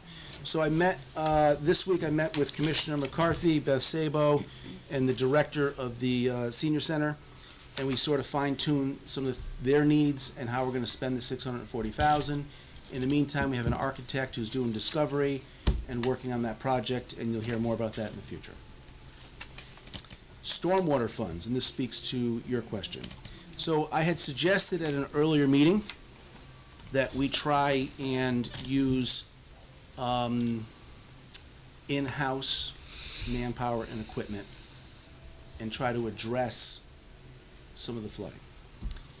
And I wasn't sure how it was gonna work out. And what happened is Public Works went out and they rented a machine that they do not have. And with that machine, they were able to get in to these tight spaces and start cleaning culverts and basins. Now, the list that I have for you right now, to date, under that program, Morgan Lane storm easement was cleaned out. Dogwood Road storm basin was cleaned and cleared. Peterson Field culvert was done, and there's a report in your book, which I'll talk about in a moment. Knox Street sewer easement was cleared. Miami Ocala Street storm sewer easement clearing and dredging. Medford Baker Street sewer and storm easement clearing and dredging. Composite site drainage culvert cleaning. Morse Bloom culvert clearing and dredging. Homeside sewer easement clearing. Oyster River Pumping Station sewer easement clearing. Ridge Hollow head wall clearing of debris. Ellsworth Swampscott storm and sewer easement cleaning and clearing. Each of these comes with a detailed report. If you go to page 9, this is the report on Peterson Field. And this report will be sent to UHY for compliance, and then we will back fund Public Works for this work. Now, he took a before picture and it got corrupted. These are after pictures. The pipe, you couldn't find the pipe. It was so buried, you literally could not see the pipe. These pictures show the clearing that he did and the pipe work that he did. And what we're finding out is that deferred maintenance is the culprit to most of this flooding. We don't need new systems. We don't have to bring in big engineers and all these jobs. We don't need to recreate, everything, the whole system. We need to maintain what we have. And by having this machine and individuals who work for you already with the will to do it, it's proving to be very, very successful. Now, the machine is costing us about $2,800 a month. Okay, it's a small excavator. A brand new one with a trailer is going to run about $75,000 to $80,000. If this continues to be this successful, we're probably going to recommend that we buy one of those machines, providing UHY says it'll be funded by ARPA, and I believe it will. And we can just go all over town and keep doing this. We have $1.4 million in that bucket of money that we need to spend by December 24 to do all this clearing, and so far what I'm seeing has been very successful. Councilwoman. How are you measuring success? I mean, I see the clearing, but what's the impact on residents that live in those areas? Well, it's reduced or elimination of flooding. When you have, mostly what we're seeing. Do we know that residents are feeling some kind of relief? Do we know that? I don't have it's tough to go out and get a survey, because when do they get hit? In heavy rains, right? I mean, so you don't know until it rains. But I do know this. When you have basins that are so clogged that a drop of water doesn't go in them, and there's 3 of them in a row, and you clear those out, and all of a sudden the water starts going down there, it's got to help. When you have pipes that are completely buried and have no useful function to you, clean them out and open them up, there's got to be a difference. When you have these small stream areas that have been filled in with leaves and branches, and some people dump asphalt there, and you clear that out, and all of a sudden the surrounding houses have a place for water to go, there's got to be a difference. So I don't know that I have I don't know that I can give you a measurement, on paper, because some of these people don't flood for a year, right, until you have a big heavy storm. What I can tell you is that this deferred maintenance is flooding the city, and as much that we can clear up, the better off we are. I would agree on that. Thank you. Thank you, Councilwoman. Any other questions? Councilman Donovan? Ken, on the problem areas that in the stormwater, I don't know if you know offhand, but is Dartwell on that list at all? And I don't know if you know that now, but if maybe you could check and get back, because Dartwell was a major problem.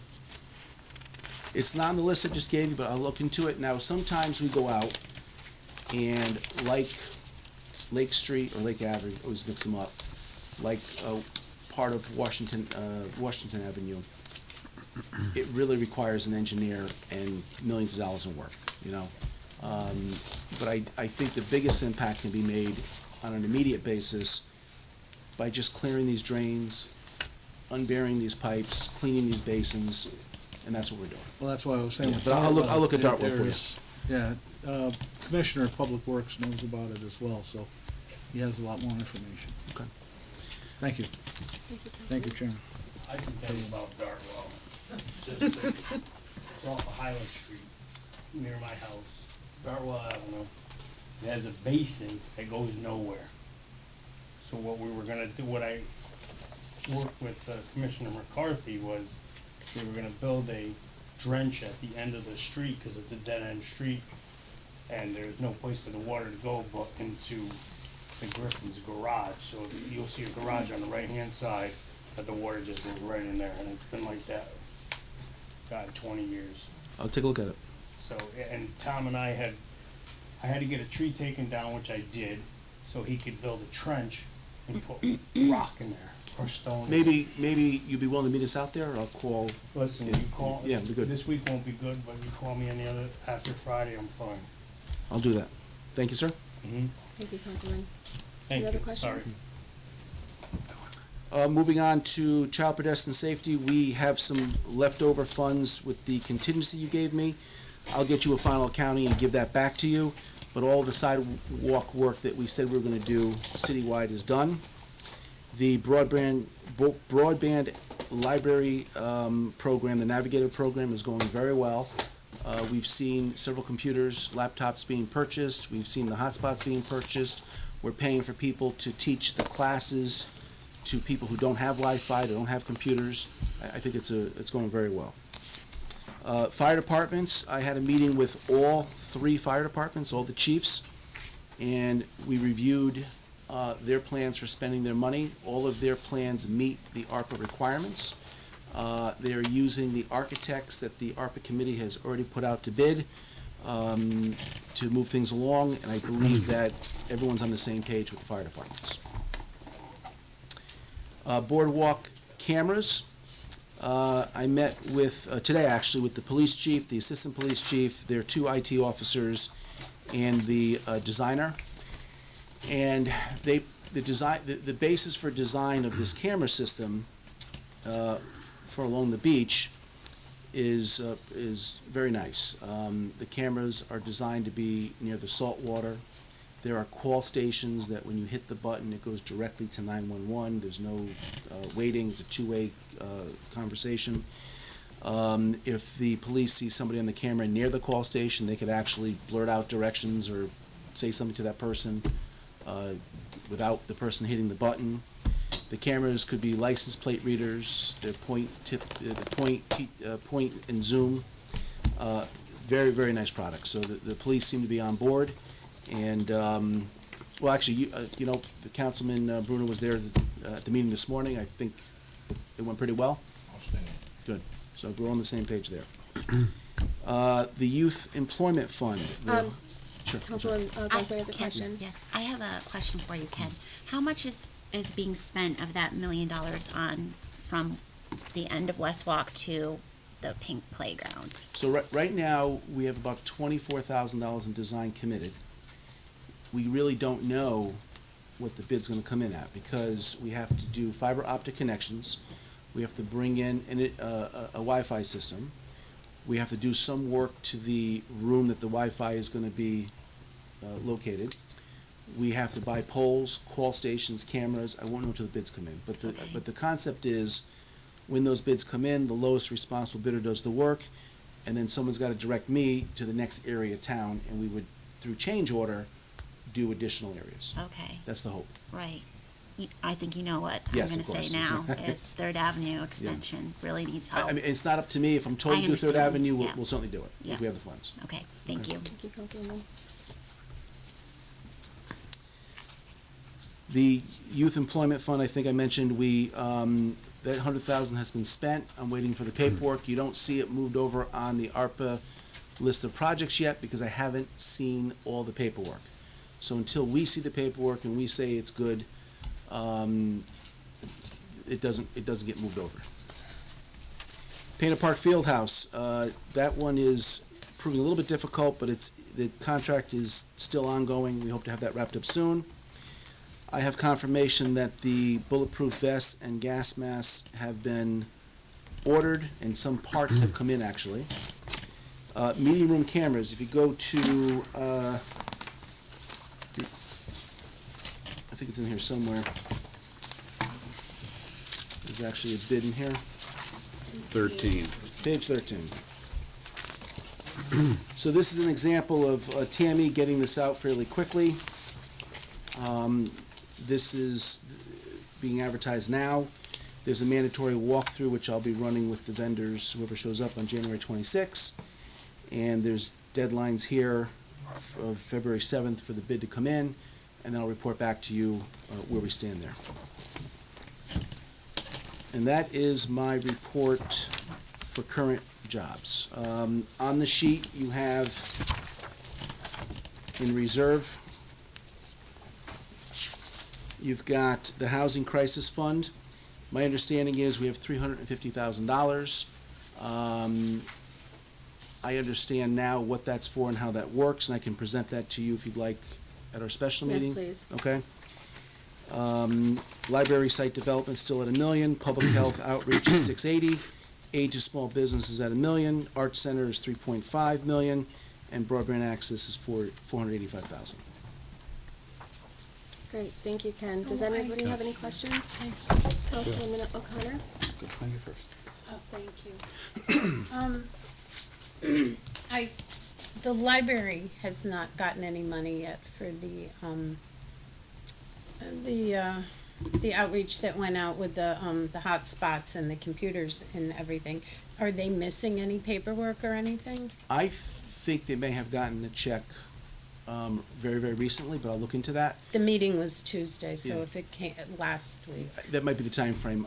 I know it was processed, and I'll look into that for you. Thank you. So I'd like to make a motion that we approve skate park demolition and assign it a number of 2023-005 in the amount of $23,525. This was on our last ARPA committee meeting list of December 14th in the ARPA minutes. This was one of the proposals. I understand, and I have my fingers crossed, that the Beach Street project will commence in the springtime. This is a necessary item to have taken care of prior to that street being raised. So I'd like to, again, make that motion. I second it. Discussion?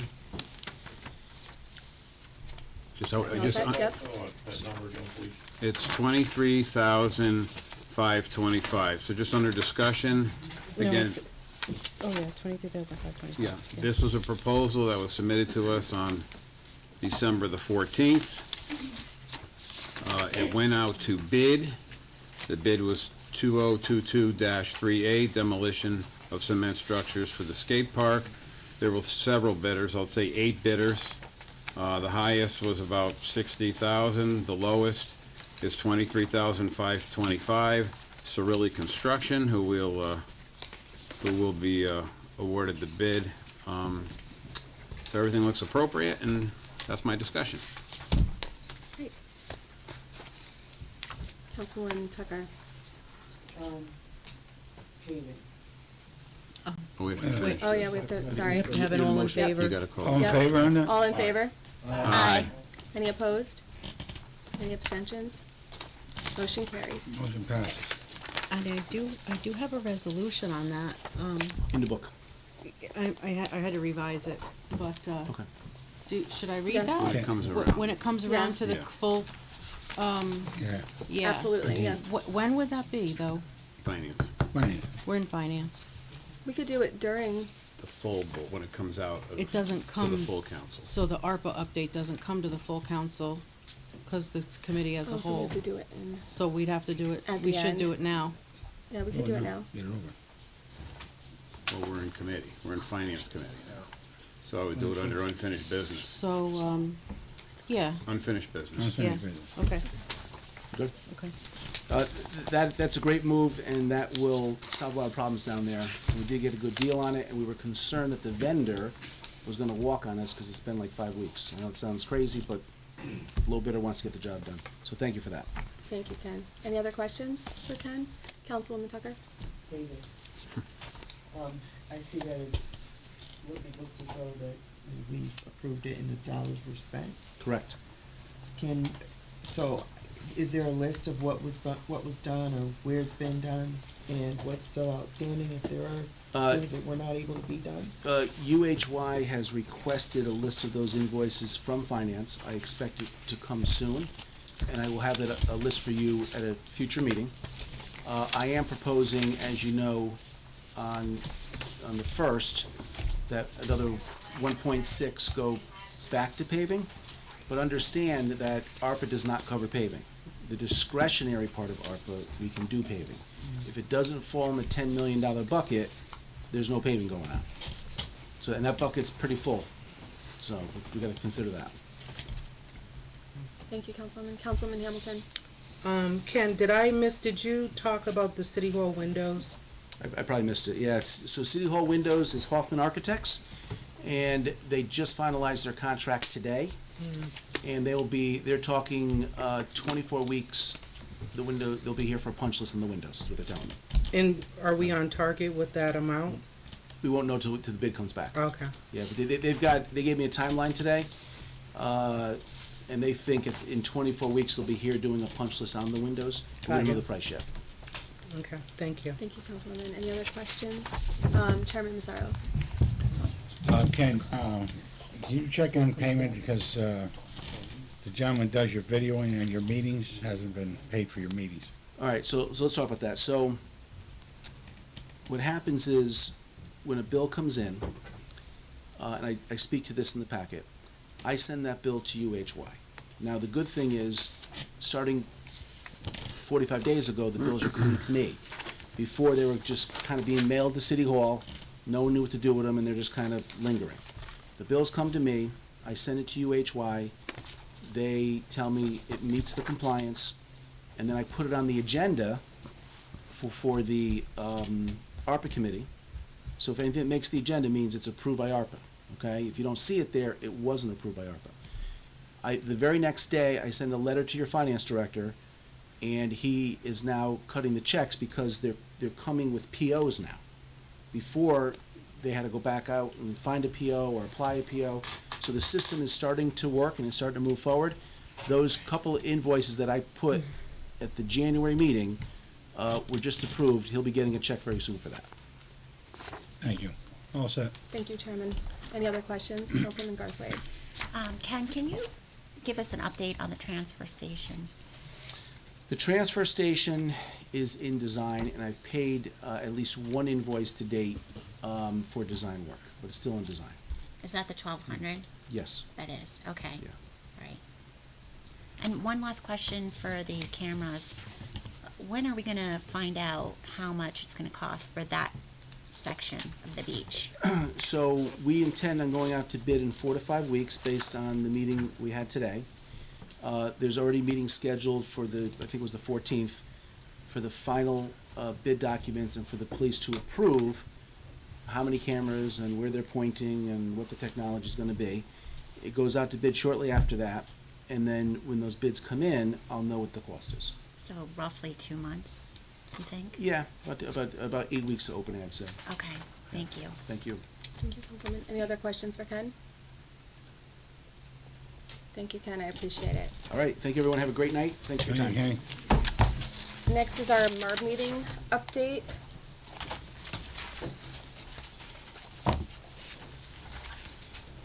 Already gave it. He already gave you your MARB meeting update. Scott, yes, please. Oh, okay. I didn't see Lee. So. Oh, yeah, no, I missed it. There is no MARB update, Okay. just that the meeting was canceled. And we will proceed apace with the information that we discussed earlier. Okay, great. Thank you so much, Scott. The next is our police pension study update, but I don't see Lee here. So it looks like we'll skip that one. Lee, for the police pension. Here he is. Oh, here he is.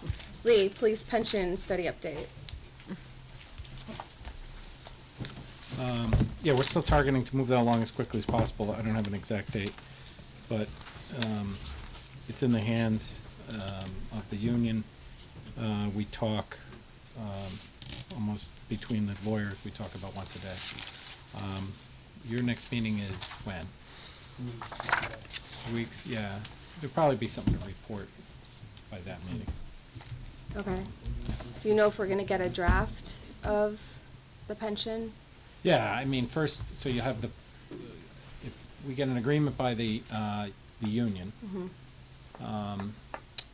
then we'll bring it back here as something, just like a union contract, something both sides agree to, but also with, we're gonna have to give you the cost out, to 15, 20 years, so we understand. Right. But the only thing we wouldn't be going forward, I can emphasize that. You will get something that will appear affordable, and it's surprisingly affordable. Excellent. Does anyone have any questions for Lee? The Finance Committee? Anyone in the council have any questions for Lee regarding the police pension?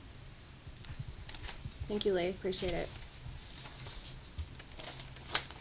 Next on the agenda is Communication B from Joseph Perno, Chief of Police, regarding animal shelter donations.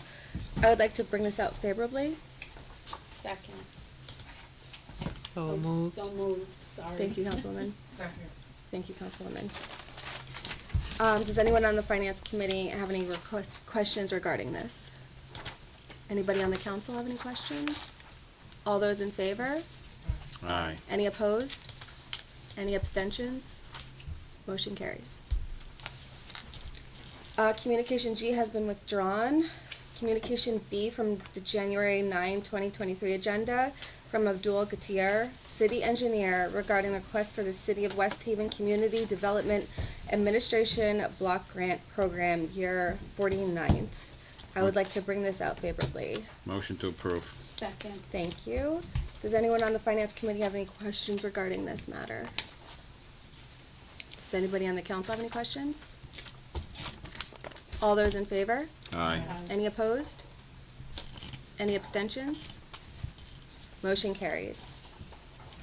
Communication O from January 9, 2023 agenda from Diane Dietman, Director, Youth and Family Services, regarding a request from the City of West Haven Community Development Administration Block Grant Program, year 49th.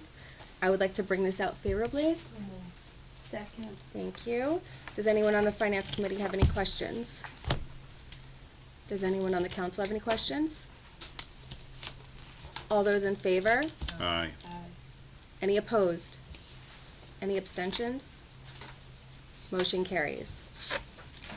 Communication D from December 12, 2023 agenda from Lee Tiernan, Corporate Counsel, regarding approving a resolution to request funding through a Community Investment Fund grant for the Village at Cove River project, the Day Brothers LLC. I would like to bring this out favorably. Second. Thank you.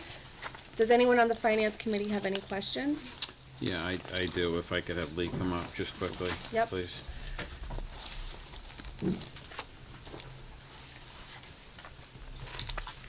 So Lee, what we're doing is approving, for the city in conjunction with the Day Brothers to petition the Community Investment Fund for grant dollars to help with the project. Is that correct? And the total project, I'm looking for it now, was it somewhere around, was it $30 million, or? It was- Yeah, it's more like, they think they'll spend, by the time they're done, 46. Their in would be in the neighborhood of 23, and then they have a number of different funding mechanisms. Now, that doesn't mean they're gonna hit all those, all their other resources. If they don't hit other resources, they have to chip in themselves. This particular fund, they can potentially get up to 10 million, and they can, if they don't get the 10 million, whatever, if they get, let's say they get 5 million, they can reapply for 5 million. The cap is 10 million, so they're gonna keep trying to hit the cap. Their initial request is $1 million, is that what it is? Well, it's, their initial request is 10 million, but they'll take it, and they'll take as little as $1 million. In other words, Got it. and then you can apply twice a year, so they can reapply. I think this is a very unique project, a project that I'd really like to see come to fruition here in West Haven, and I'm certainly for asking the state for their assistance with this particular fund to help fund the project. So I'm all set, thank you. Thank you, Councilman. I too find it to be a very great project, and what caught my eye was the floodable park. That was something that I wasn't here in the last meeting, so to see that was pretty interesting, and I was wondering myself how the sustainability would be with a park like that. Well, actually, it works very well. Mhm. As you know, there's a tip of Phipps Lake, there's a dam up the head, and then the Cove River comes down. You could, the idea is that you'd spread the Cove River out, or you would allow, during high rain or during high periods of like now, you might let that dam leak out a little bit more. If it was a little colder, you could actually make plans to create like a place to skate, things like that. So, and it's pretty passive. It doesn't require, once you put it in place, it kind of does all the stuff that itself. But if, any of the members, you've been around there, it's kind of a, I always feel like it's a little bit of a gem, the wooded area around the lake, and then as you come around the river, if people could just be able to walk up and enjoy that, that would be a big thing. And there is a capitalist part of it too, because it's the view that even people using the park, there's going to be a retail piece, so it all kind of fits together. And I think it fits in that neighborhood, and it doesn't harm Stop and Shop. Stop and Shop is going to buy their product, and all is good. Yeah, I think it's great. Yeah. Does anybody on the Finance Committee have any questions for Lee regarding this? And they already appear to have gotten some remediation funds, so Okay, they're going to start doing the remediation pretty quick. that's wonderful. Any other questions for Lee? Thank you, Lee, I appreciate it. The time is now 8:58. Oh, I'm sorry. We have a. Yep. Yep, sorry. All those in favor? Aye. Any opposed? Any abstentions? Motion carries. Gotcha. And your time is 8:58. Your Committee on Finance is now closed. Thank you, Councilwoman Acavella. Now we will take it to the Personnel and Civil Service. Chairman Quaglione. Thank you, Chairman. The time is 8:58, and your Committee on Personnel and Civil Service is now in session. Members present are Councilwoman O'Connor, Councilwoman Hamilton, Councilman Bruno, and myself, Councilman Quaglione, as Chair. Before us, we have Communication C from Mayor Nancy R. Rossi regarding the reappointment of Gregory Milano, 23 Tyler Street, West Haven, Connecticut, to the Redevelopment Agency. Mr. Milano's reappointment would become effective immediately and expire on 9/30/2025. Is there a motion? So moved. Motion by Councilwoman O'Connor. Is there a second? Second by Councilman Bruno. Any discussion? Seeing none, all in favor? Anyone opposed? Any abstentions? And that motion passes unanimously.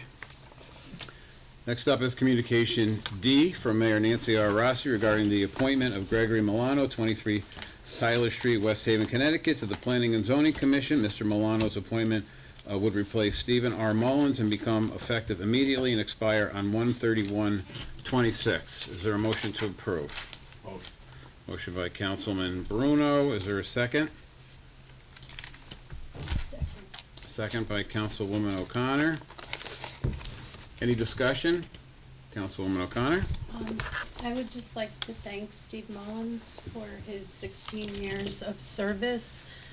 He put his heart into it. I know every decision he made for what he thought was the best for West Haven. And Steve, thank you so much for all these years of hard work. Thank you, Councilwoman O'Connor. Any other discussion? Councilwoman Hamilton.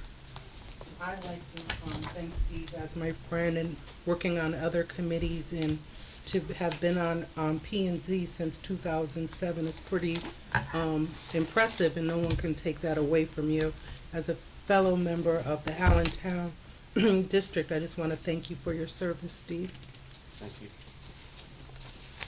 We're in committee, but that's okay. Any other discussion within committee? Seeing none, all in favor? Aye. Anybody opposed? Any abstentions? One abstention, Councilwoman O'Connor. Motion passes by majority. Next up is Communication E from Mayor Nancy R. Rossi regarding the reappointment of Gene F. Sullivan Jr., 6 Harding Street, West Haven, Connecticut, to the Planning and Zoning Commission. Mr. Sullivan's reappointment will become effective immediately and expire on 1/31/2027. Is there a motion? So moved. Motion by Councilwoman O'Connor. Is there a second? Second. Second by Councilwoman Hamilton. Any discussion? Seeing none, all in favor? Anybody opposed? Any abstentions? And that motion passes unanimously. Communication F from Mayor Nancy R. Rossi regarding the appointment of Michael Todd Taylor, 161 Main Street, West Haven, Connecticut, to the Planning and Zoning Commission. Mr. Taylor's appointment will fill the current vacancy and become effective immediately and expire 1/31/2025. Motion to approve? So moved. Councilwoman O'Connor, second. Councilwoman Hamilton. Any discussion? Seeing none, all in favor? Aye. Any opposed? Any abstentions? And that motion passes unanimously. And then we have Communication M from the January 9, 2023 agenda from Mayor Nancy R. Rossi regarding the reappointment of Joseph Vecellio, 27 Eagle Place, West Haven, Connecticut, to the Planning and Zoning Panel of Alternates. Mr. Vecellio's reappointment will become effective immediately and expires on January 31, 2024. Is there a motion to approve? By Councilman Bruno. Second. Second by Councilwoman O'Connor. Any discussion? Seeing none, all in favor? Aye. Aye. Any opposed? Any abstentions? And that motion passes unanimously. And, Mr. Chairman, that concludes your business of the Personnel and Civil Service Committee at 9:02 p.m. Thank you, Councilman Clagliani. Now we'll take it to legislative matters with Councilman Bruno as the chair. Thank you, Mr. Chairman. Lee, are you here? I don't see you.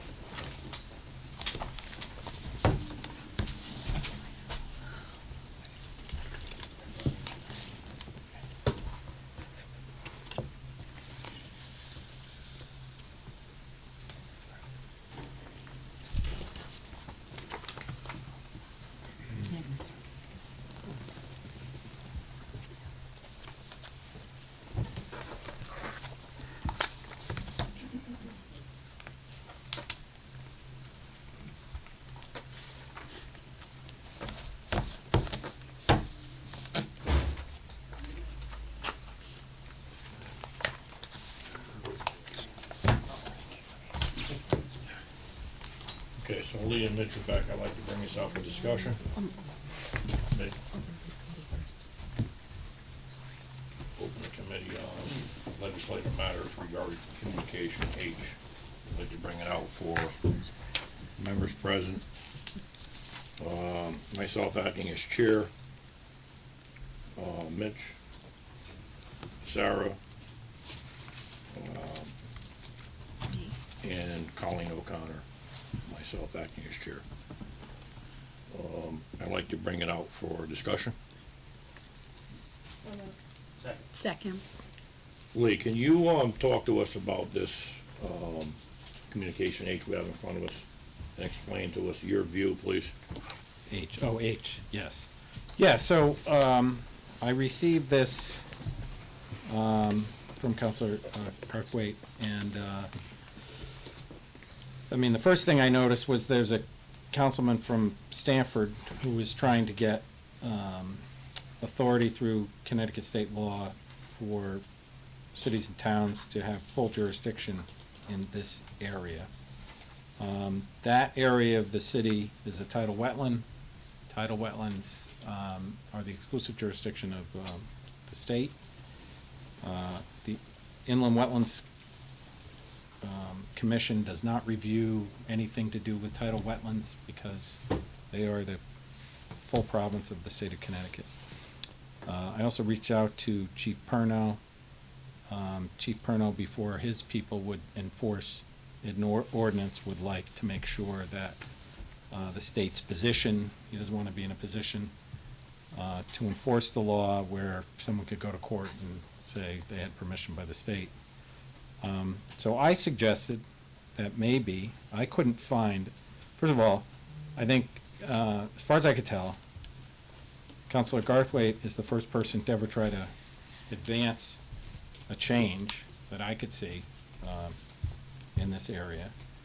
And yet, there have been complaints going back, I could find at least half a dozen years.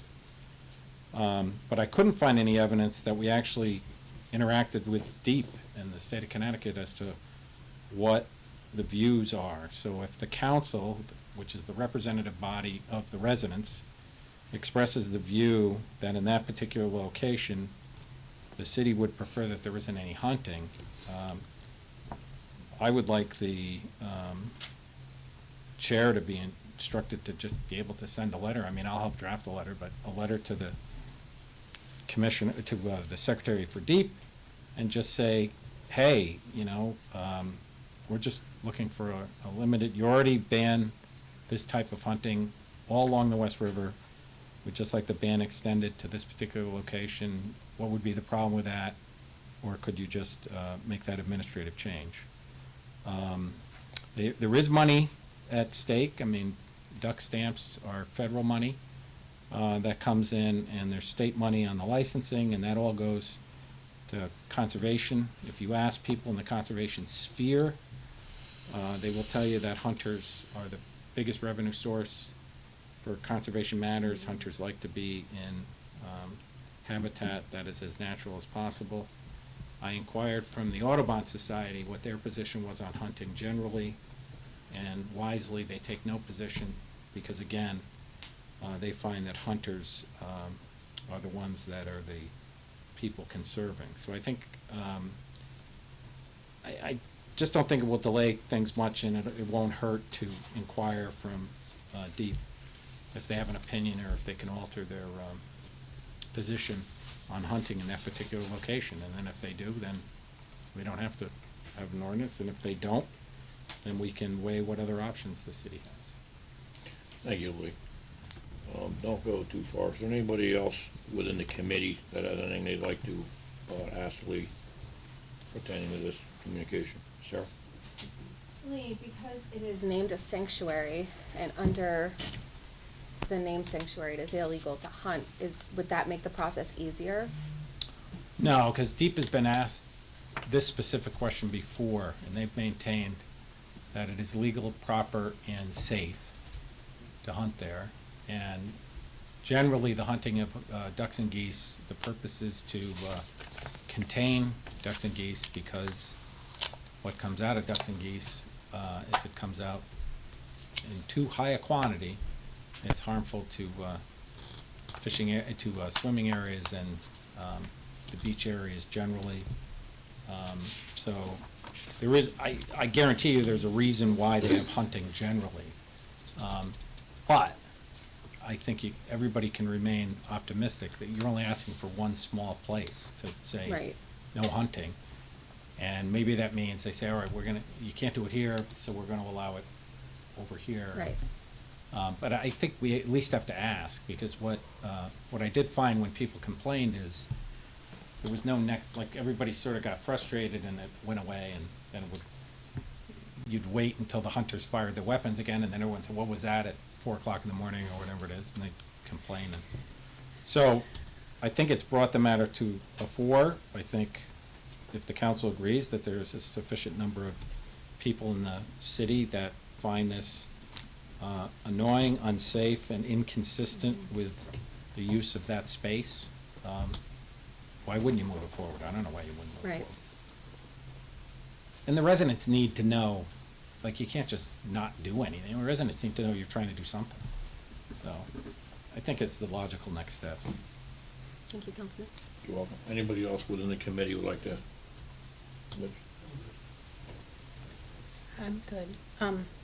So you want us to vote on sending a letter to DEEP? Yeah, Is I that what you're recommended. saying? Right, I recommended a resolution instructing the chair of the council to send a letter to DEEP indicating that the council has resolved that they would like to see a ban on hunting in the Sandy Point conservation space.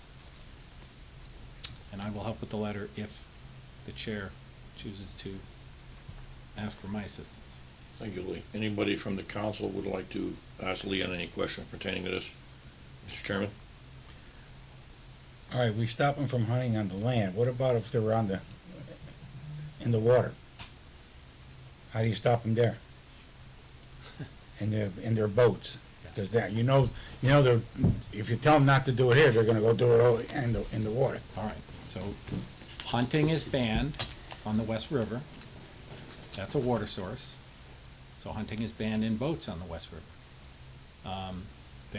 Deep has their own enforcement group. They have men and women with, stinking badges and guns, and they come and they enforce. But I think the other part of it is a fact that Deep allows hunting for a reason. They don't just allow hunting because, they think it's a nice thing, like allowing, golf at a golf course. Hunting is part of a whole conservation plan. When the hunters hunt, they hunt with special bullets that are non-toxic for the water, so that if they fall in the water, they're steelhead bullets. And the duck stamps on the federal side fund a whole conservation effort. That notwithstanding, though, I think you're only talking about a limited area. Now, we'll have to work out if they're gonna make the change, we'll have to work out what that means. But they do ban it on the West River, they ban it on the Quinnipiac, they ban hunting in certain water spaces. And they also ban it, the river, I think they ban it, for public safety reasons. So if they, maybe we can reevaluate whether there are bigger public safety issues here. Thank you, Lee. Anyone else have any questions? I don't have any questions. Lee and I exchanged emails. The council pretty much saw our exchange. I'd just like to say that I believe hunting is important. I am all for hunting. I used to let hunters hunt on my property in Newtown. I believe, however, at this point, we've gotten to the point of it's a severe safety issue. We have had many people running out of the sanctuary after gunfire is going off. I'd just like to say that a lot of the hunting that's happening is illegal because they're firing with their guns before, the law is 1/2 hour before sunrise, and usually that's 7 o'clock, 7:15. So they're firing their guns at 5 o'clock in the morning. And if you call Deep, there's only a few officers, so by the time they show up, it's a couple hours later and they're legal. So there's a lot of things to this. We've experienced anywhere from people, performing Tai Chi in the sanctuary, not really realizing that a couple yards over, people are getting ready to fire their guns. So after that happens, they're running out of the sanctuary. We have people that are walking their dogs, and all of a sudden they're startled, so they're running out of the sanctuary. And yes, you're not supposed to be walking your dogs in the sanctuary, but for the several years that I've been here, I have never once cleaned up dog poop in the sanctuary, but I have cleaned up so many shells, like our Kim Mullins said. The bullets might be safe, but the shells aren't, And I agree with you, and we're all concerned about the safety of our residents. I would just want to make sure we did it once. I agree. We do it right, where when there's a problem down there, our police can can take care of what's being done down there, implement the law, right? So I just want to see if we can do it once and do it proper. Yes. So, they can enforce it. Mm-hmm. So if we're good, I would like to make a motion. I'm sorry, go ahead. So we have it open for discussion. So we have this might be a question for Lee. We have this open for discussion purposes only because it was on the agenda for the ordinance. Right. So I think we have to take back. So how did you, was I here when you started the discussion? We couldn't find you. Yes, you were here because Yeah. You went and got me. So did you move? We just opened it up for You discussion. just opened it for And we discussion, voted you didn't on it. move it, all right. Right. Remember, So, Councilman Garthway's resolution is not before you, No. but the resolution to have the chair write the letter is not before you either. So someone Right. will have to make that resolution, second it, you'll have to ask for discussion, and then So vote to should it that be out of done committee. I would, under new business? well, but you're asking the commissioner, you could do it as council as a whole, but you have your committee right now, why not do it right now? And then it's a recommendation from the 'Cause- committee to the council as a whole when you get to that. So I would like to make a motion, because I'm in the committee, that the chairman send a letter to Deep, asking Deep what our resources are on how we can make a resolution to ban hunting at Sandy Point. Sandy Point Bird Sanctuary, and in the areas that would be prohibited from hunting and trapping in that area, is I think how we'd want it. Okay, that's So- fine. Mhm. And then we would hit it once, and where the police can enforce it. That's the So draft. to ban hunting and trapping, did you say? Correct. Hunting and That's right. trapping. And I second the motion. And At also, Sandy hold on, Point. we'd also like to include Bradley Point. At Sandy Point and Bradley Point. Yeah, I would leave Yes, with it. I'm sorry, I meant to say Bradley Point. I'd like to also Okay. include that. Okay, I got it. Okay? Yep. Thank you very, very much. So we have, Galignano made the motion, O'Connor seconded it, for the chair to send that letter to Deep. We gotta do all in Or favor? chair to authorize, Well, you don't have to put it in the resolution. I will make a draft if you so choose, Mr. Chair, and then you can make corrections. okay, Okay? Now we have to vote on it. gotcha. Okay, so, all in favor? Aye. Aye. Any opposed? Motion passes. Legislative matters closed up. At 9:18. Okay, we'll go, public lands, Councilman Donovan. Thank you. The time is now 9:18. Committee on Public Lands is now in session. Members present, Councilman Quagliani, Councilwoman O'Connor, Councilwoman Hamilton, and Councilman Bruno. We have before us tonight, I had it in front of me. Oh, I'm sorry. We have before us tonight Communication G from August 22nd, 2022, agenda from Lee Tiernan regarding the potential sale, lease, or transfer of Herman Street. We do have a bid that came in for $10,000. I'd like to bring this out favorably. Okay. Second. Thank you. Any discussion? Yeah, sorry. For public record, 10,000 is less than he asked for, so I just wanted to know the reasoning. Lee, can you? Yeah, respond according that? to the bidder, post-bid, but I do believe he included some notations in his bid, so it is a matter of record. He did additional due diligence in the period of time since he made his first offer to now. If you're familiar with the neighborhood, there are parcels, so Herman Street, the parcel faces also Lake Street. So it's not its address, but it's on Lake Street. Lee Street. Lee Street. Oh, Lee Street. Lee Street, not Lake. Jeez, how did I mess that up? So, yeah, the houses on the other side of the street are all septic and well water, if you can believe that we have that in the city of West Haven. And,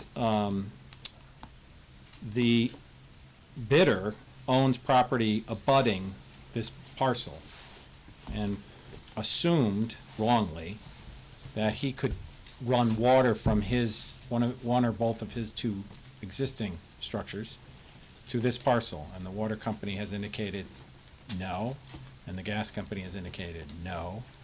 So the nearest water is up the street, that he's gotta connect and run water. It's gonna cost tens of thousands of dollars to run water. It's gonna cost tens of thousands of dollars to run gas. And the environmental cleanup, we're not sure. But he's absorbing all those costs, and that was what he indicated was the reason why his bid declined. Thank you. Anybody else have any? Yes. Yeah, I appreciate the process, and I know that we've been dealing with Herman Street for a long, long time. I just think the price is too low, and I'm opposed to that price. Thank you. Anybody else from the committee? Yep. So Lee, Yes, the initial bid was 25,000. correct.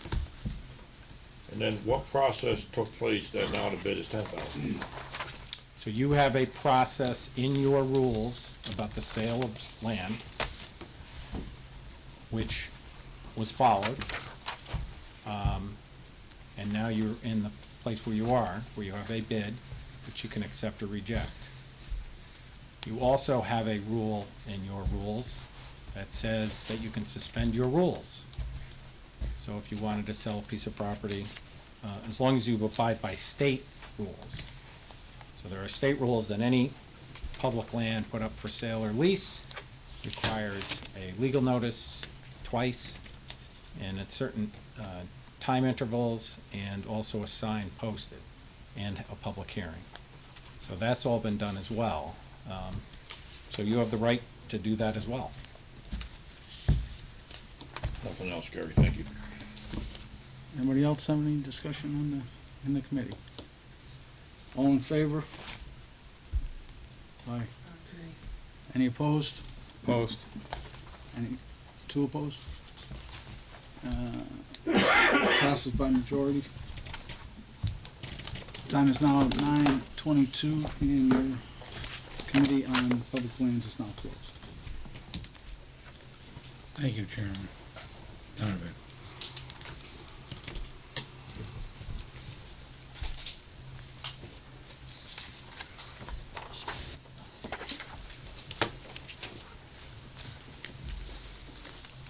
We're over on unfinished business. I'm right here. Right there. Are we making a motion to accept this forward? Yeah. Unfinished business. Last meeting, if you all noticed, that we were donated a piece of art. I was notified by Corporation Counsel that we have to make a motion to accept that because it was a donation.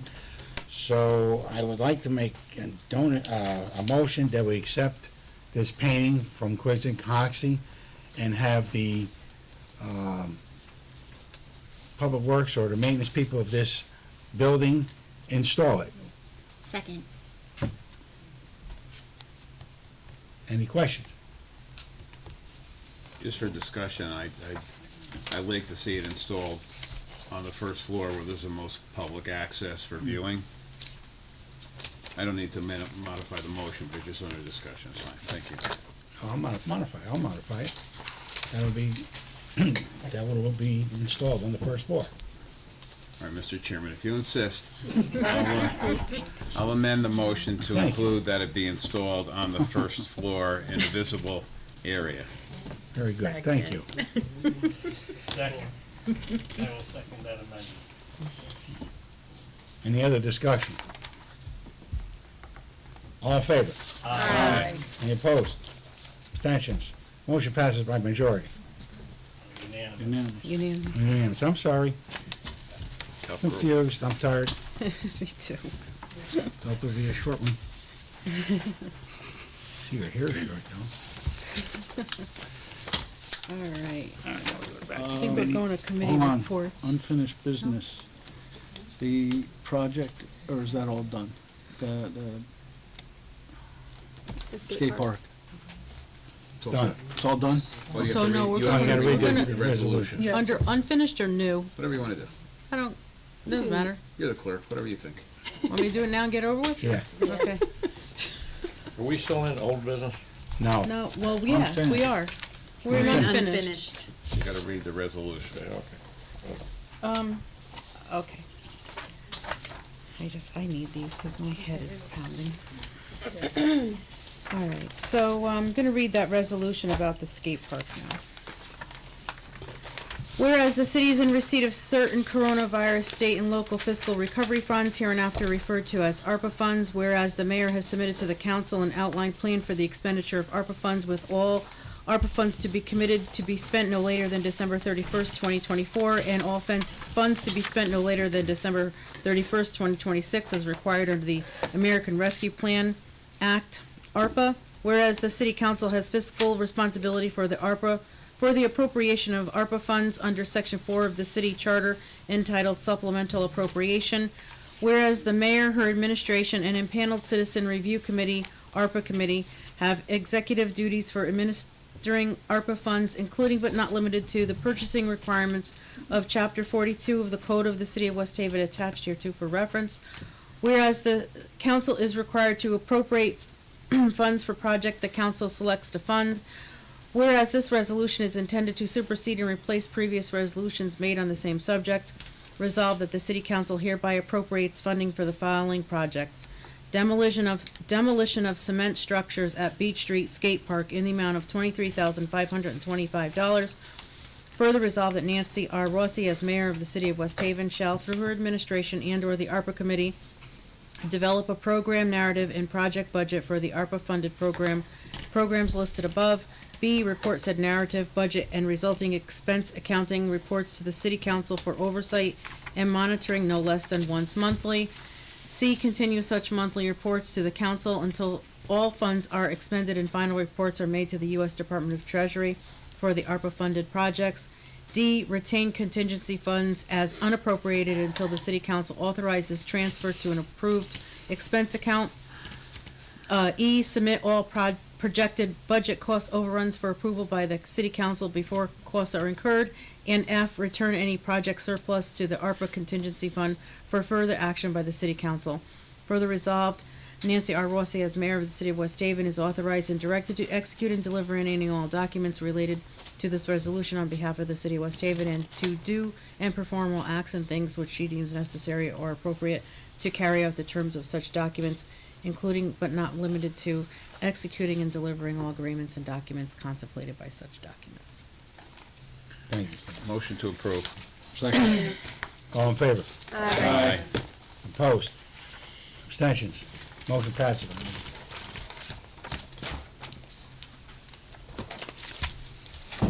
Okay, we're going to committees. We'll start with the Finance Committee. Yeah, Mr. Chairman, Oh, I'm sorry. can we get Lee, when he gets a chance, to get us an update on the Blake building, please? Where we are with the sale of that?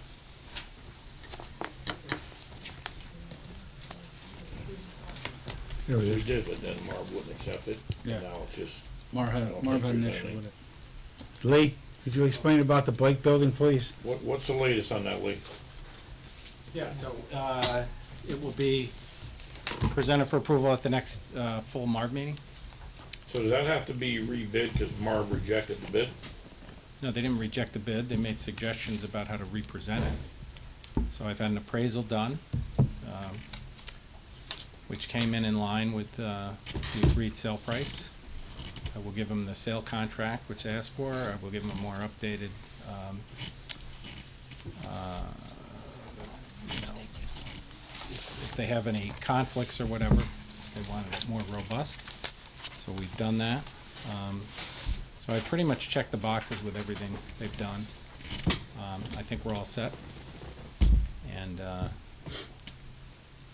you know, I think it's gonna get approved. I mean, I think the appraisal's pretty in-depth.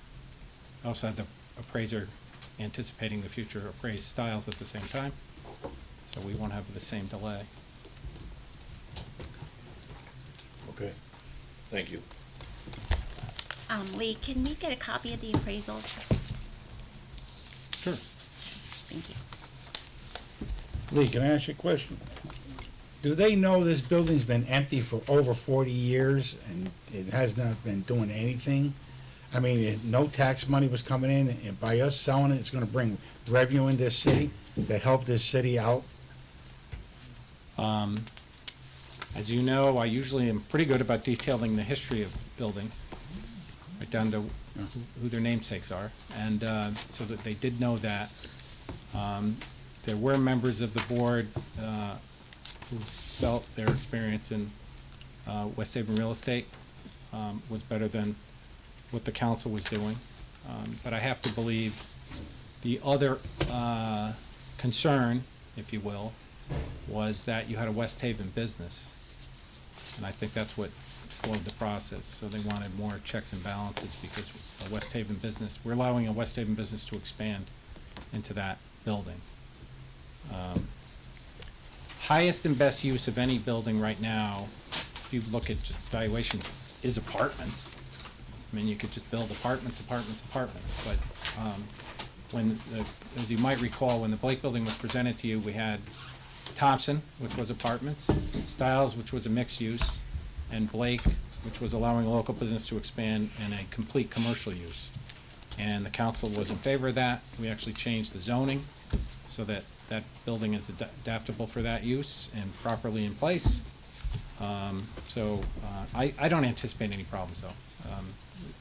If you look at what they expressed their concerns, and the secretary said, resubmit it addressing those concerns, and I said I would, and that's what we're going to do. Hold on, I have one more question for Mr. Turner. Go ahead. Lee, while we're on the subject of old business, what's the update with the Havens? I sent an update to Councilor Quagliani and I think the chair about where we are on the, in terms of, blight type fines and encouragements. They are trying to demolish the buildings. We were working out, our building official no longer is satisfied that they've met every concern to begin demolition. But we have to make sure that the fire district's concerns are met. So we anticipate that those will be met this week. May I comment on that? Yes, please, Mr. Chairman, do so. Thank you. They started demolition today, but for some reason they happened to hit a water main with a hydrant, and they had to stop it, and they also got to take permits out for the fire department and the demolition of buildings, which they forgot to do. But it was all straightened out today, what I understand. Including fixing the hydrant. I wasn't aware about the hydrant. I was aware about the lack of permits from the fire. Going back to the Blake Building, help me understand, what's the problem of it being sold to a West Haven business that's expanding? What would be the issue? The particular MARB member that raised that particular issue felt that the building in this market had more value. My appraiser doesn't agree with that assessment. My 33-year licensed appraiser. Okay, thank you. Oh, it's still mine. No, I think we're fine. I don't anticipate a problem. Thank you, Chairman. Lee, Councilman Bruno asked my first question, but the second one also has to do with the Haven. So just for clarity, because I think there's been a lot of confusion on this. So the last meeting we talked about the update on our blight officer, issuing the warnings, things were corrected, whether it was boarded up windows, overgrowth, whatsoever.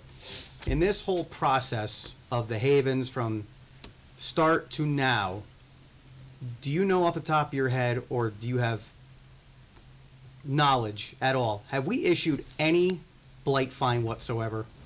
Because I'm getting the impression that I hate to put it like this, but we missed a golden opportunity to call the Simon Group's bluff, and then we didn't capitalize on it. So have we issued any blight fine whatsoever in this whole time?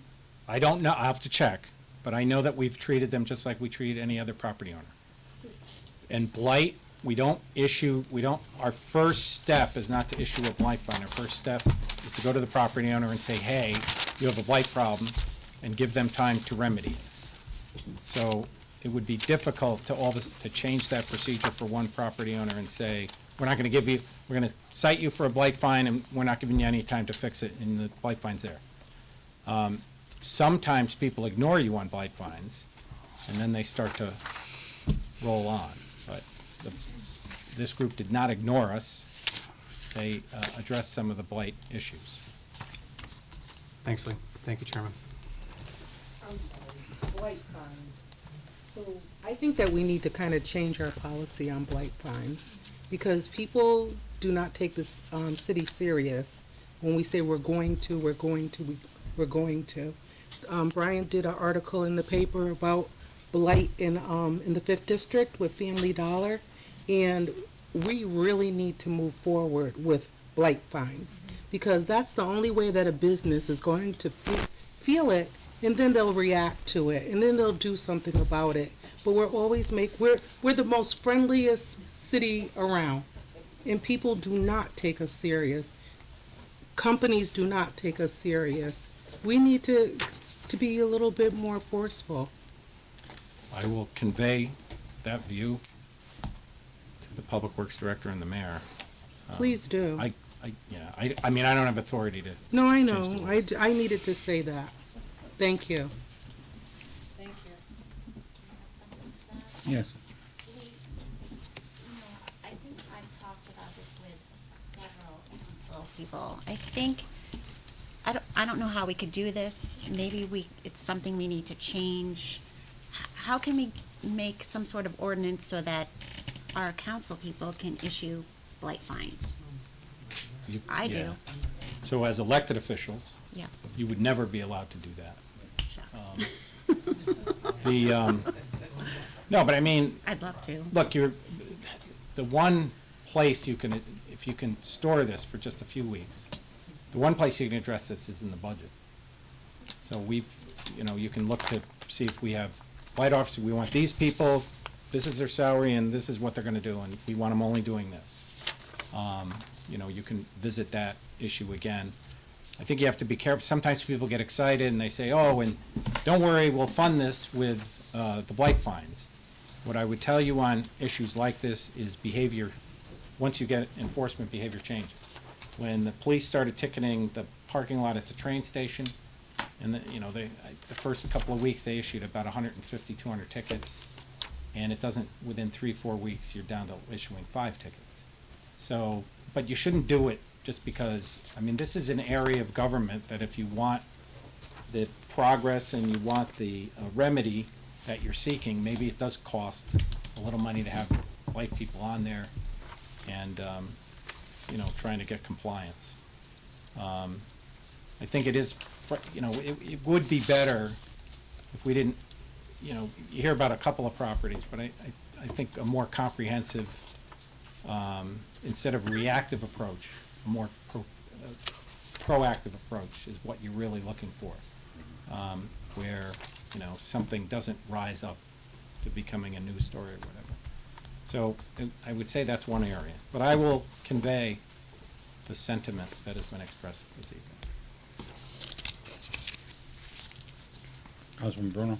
Hey, Lee, just one last thing with the Haven. It's, when you get off the exit to go to our shorelines, visit our shorelines, it's like you're in downtown Detroit, okay? We're not attracting any people getting off the highway there. It's not even, to me, so much about blight. Now we're gonna issue them demolition permits, so now they're gonna take it off the tax rolls, so now the tax rolls are gonna go right down on what they're paying today. And they don't have a plan in front of us on what they're gonna do. So in my opinion, they're reducing their debt, they're taking the buildings off of the property, so they're gonna reduce their taxes by a substantial amount. And you get off the exit, and it looks like downtown Detroit. So until they have a plan in front of us, I understand about issuing building demolition permits and all that, but what are they doing? What are they gonna do? I mean, this has been going on for years, and we, never mind issuing blight permits, we can't even get any answers on what's going on. Why can't we get them in front of us to explain what they're gonna do? The main reason, well, two reasons. One is, when you did your development plan with them, doesn't really have any penalty phase in it. Secondly, they're a private landowner. There's only so much power you have with private landowners. You have the blight, which we're trying to hit them on. It does appear eventually you're correct, they're gonna demolish their property, and you are correct, the assessor's gonna go out and probably evaluate that their property is worth less money. My concern is it's gonna become a dump zone over there. While it's fenced, so I don't think, I mean, before it was fenced, there were other issues that everybody knows about. I don't think that's gonna become an issue, because that the property owner wouldn't want. They do show the property. So, that is one saving grace, that they don't want to show a property that looks like, I won't disparage any particular community, but looks like a community that is not on its best. Thank you. Thank you, Mr. Chairman. Councilman. I remember talking to you back this late spring, summer. There was no movement, so we were talking about blight fines then and making a move on that at that time. And because there's been no movement or any updates at all from them, I think that it's time to really enforce that now. Because like Councilwoman Hamilton said, we need to make an example and let them know that this is not okay in our city. This is our city. We don't want people coming into our city looking at a dump site. It's disgusting and horrible. And I'm a 3rd District councilwoman, and I hear from my constituents all the time about this, and it's constant. And it's not just them. It's everyone in West Haven deserves some movement and respect. Yes. I will talk to the blight officer to make sure she's maximizing her time and efforts in that area. And when we issue these blight fines, we should issue them at the max. Well, we don't, yeah. At the max that were allotted, because if we just say, oh, it's gonna be one fine, it's not gonna make a difference. Well, there's not a variation on fine. So the fine would be, what you can do is, I think what you mean is, you could do cumulative fines. So I can fine you for that boarded up window, and I can fine you for that boarded up window, and I can fine you for that grass that's too tall and things like that. But you can't say, well, all right, the widow O'Neill, she can't push her lawnmower anymore, we're only gonna fine her $5, and you have to the fine is universal. But I think what you're saying is that we should maximize the areas within which. Absolutely. we can fine. Absolutely. Yeah, we definitely need to make a move on this.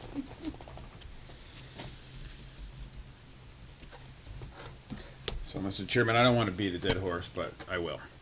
So I want to follow on with Councilwoman Aquarelli. So I recognize that we operationally, we have a certain standard that we enforce and give fines. But if you look at the ordinance, one of the it gives a big whole page of definitions of what blight is. And one definition is boarded up building. So they can pick up all the trash they want and keep the fence together, and I appreciate that they do that, cut the lawn or whatnot, but the definition of blight are boarded up buildings. So those buildings have been boarded up for years.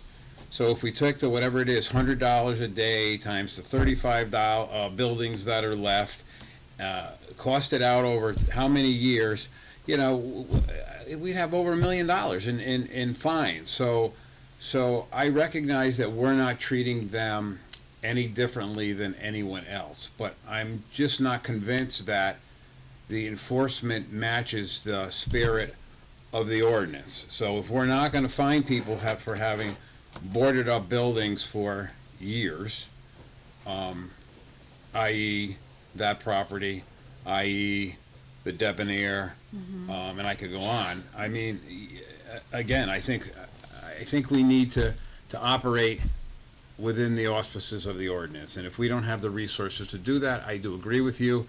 I'd like to see something come in front of us in the budget process that says, here's what we need to do to make sure that we're keeping our community in the fashion that we want it to. I mean, it's really, listen, it's a quality of life issue. I feel bad for those people that have endured this, because we were all sold this great big bill of goods many years ago, beautiful pictures, high-end mall, and at that time, I'm sure they intended to build that. And then, the owner passed away, they sold to another group, and here we are today, what, a decade or so later. But it's just, at some point, we have to fish or cut bait, and it's very frustrating. And I know that you're here representing the city, so you'll bear some of our frustration. But it's painful to be out talking to people and about all the good things about West Haven, but yet the same old legacy issues continue.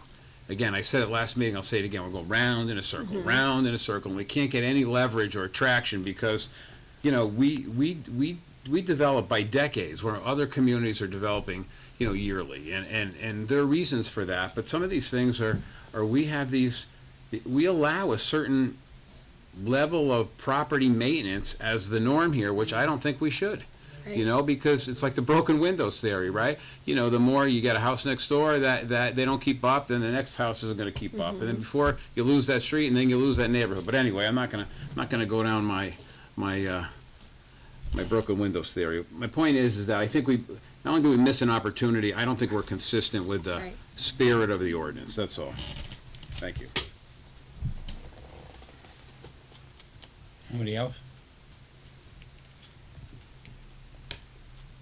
The only thing I got to say, Lee, is this. Small people, you call the blight officer, gets done. Big people could care less about us. They walk all over us because they figure they got more money than we do and they could do what they want to do. And I have to say one thing, that whole project from day one was a disaster. And a lot of people in that area have to live with that for a long, long time, as Councilman Quagliani said, and it's disgusting. And really, if you're coming off the highway, it's true, what do you see? If they knock all the buildings down, I know you're gonna see just open property there. But somehow, some way, somebody should have charged them some kind of fee for keeping that place clean. That's the only thing I got to say.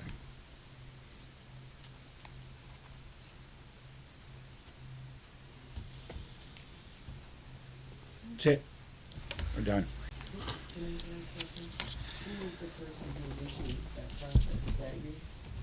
No.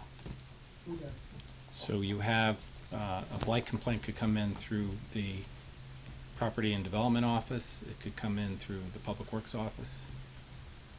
We have an individual that goes out and checks that out. All of our ABOs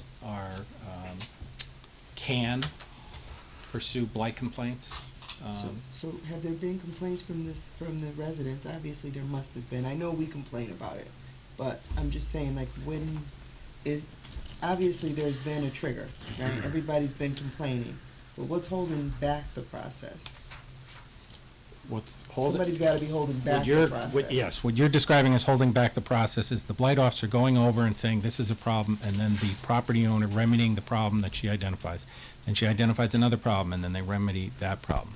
If you have boarded up buildings, Councilor Quagliani is correct. In the ordinance, it says boarded up buildings, that should be blind. So how do you remedy that? Either you develop the building, fix it up and develop it again, or you tear it down. There's only two things. I understand that, but what I'm asking is, why hasn't it started? What's held us back from getting that process started? Because people are making the complaints, and I get it, that's what you do when there's a complaint made, but clearly that hasn't triggered the blight fine to be initiated, right? Even after all these years, because we've been talking about this for years. So what has held us back from that being triggered? Well, if you said to me, you have a building that needs to come down, we're gonna cite you for blight, and I apply for a demolition permit, and you don't give me the tool to take the building down, and you're gonna cite me for blight, that would seem inconsistent. We would seem to be on the same page. When the city had a 4-man blight crew, that's the kind of things they used to do. They used to go around and enforce, but they also used to order that buildings were torn down, and they had a budget to demolish buildings and put liens on. And I can tell you, in more than one instance, when they did that, you had a property worth a lot less than the demolished building amount. So when we hit an area where the city was a little short on funds, we couldn't afford to do $25,000, $30,000 demolition and have a lien on a property that we would have to sell for about $3,000 or $4,000. So you're saying we were part of the problem, which is why they didn't get fined? No, I'm saying you had a budgetary problem and you made budgetary decisions. That's not the only area you made budgetary decisions in. You made budgetary decisions in other areas as well. And, you know, this is an area where we didn't have enough personnel to address the needs and the issues that you're discussing today. I don't think one blight officer could address all the blight issues. But I think focusing on, like, pointing out the debonair as an issue, I think is useful, because every time that we only focus on one property owner, it would make enforcement more difficult, as if we are Yeah. treating them differently than any other properties. Yeah, no, I don't think that I'm suggesting that we treat them differently. I'm suggesting that we do enforce our ordinance. But I guess my question really is about what is stopping us from doing that, because I just still don't, I guess I just don't get it, and I'm not sure if I'm the only one that's not here. We are enforcing the ordinance to the fullest extent possible with the individual that's doing the work. She works every day, she puts in 7 hours, and She does a she great does job. enforcement I know. to the fullest extent she can. Yeah, and I'm not suggesting that it's an individual person's fault. Just to be clear, I guess I just don't understand like what held us back after all this time, all these years of us talking about that same issue, complaints coming in from the community, even here in the public hearings, and then still not having any trigger pulled that caused the fine to be issued. So I don't know if what you're saying is that we didn't have the manpower to go out and issue the fines, then I guess that's your answer, but I don't. No, that is not my answer.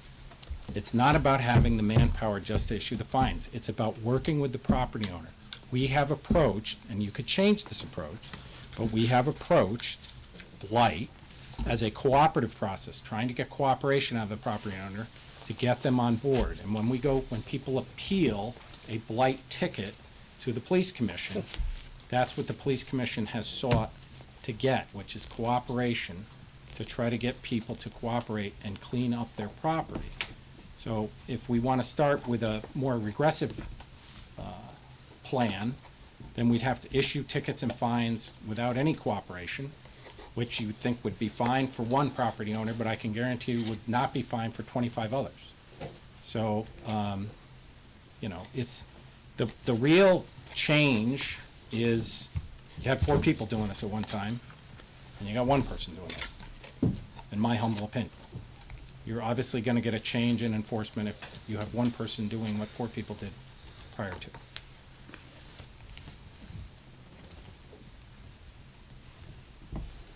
I'm not sure that satisfies me, that answer, because what you're saying is that the number of people that you have to enforce that ordinance is the source of the issue, and I just don't agree. That it doesn't make sense to me, respectfully. Okay.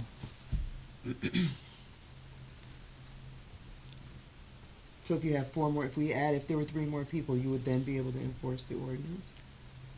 I don't agree with the way you're framing the question. If you had 4 more people, you'd have more property getting cleaned up. Wouldn't necessarily mean you get more blight fine revenue, wouldn't necessarily mean you have more blight fines, but you'd have more property getting cleaned up. That's what I would tell you, you'd have with more people involved in blight enforcement. I'm finished.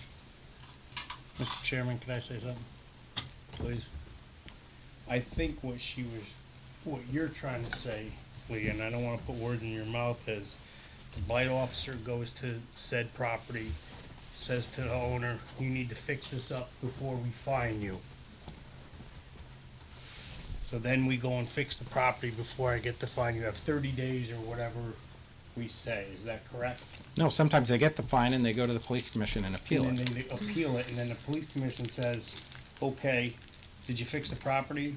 When we go out and look, it's fixed, and they throw the fine out the door.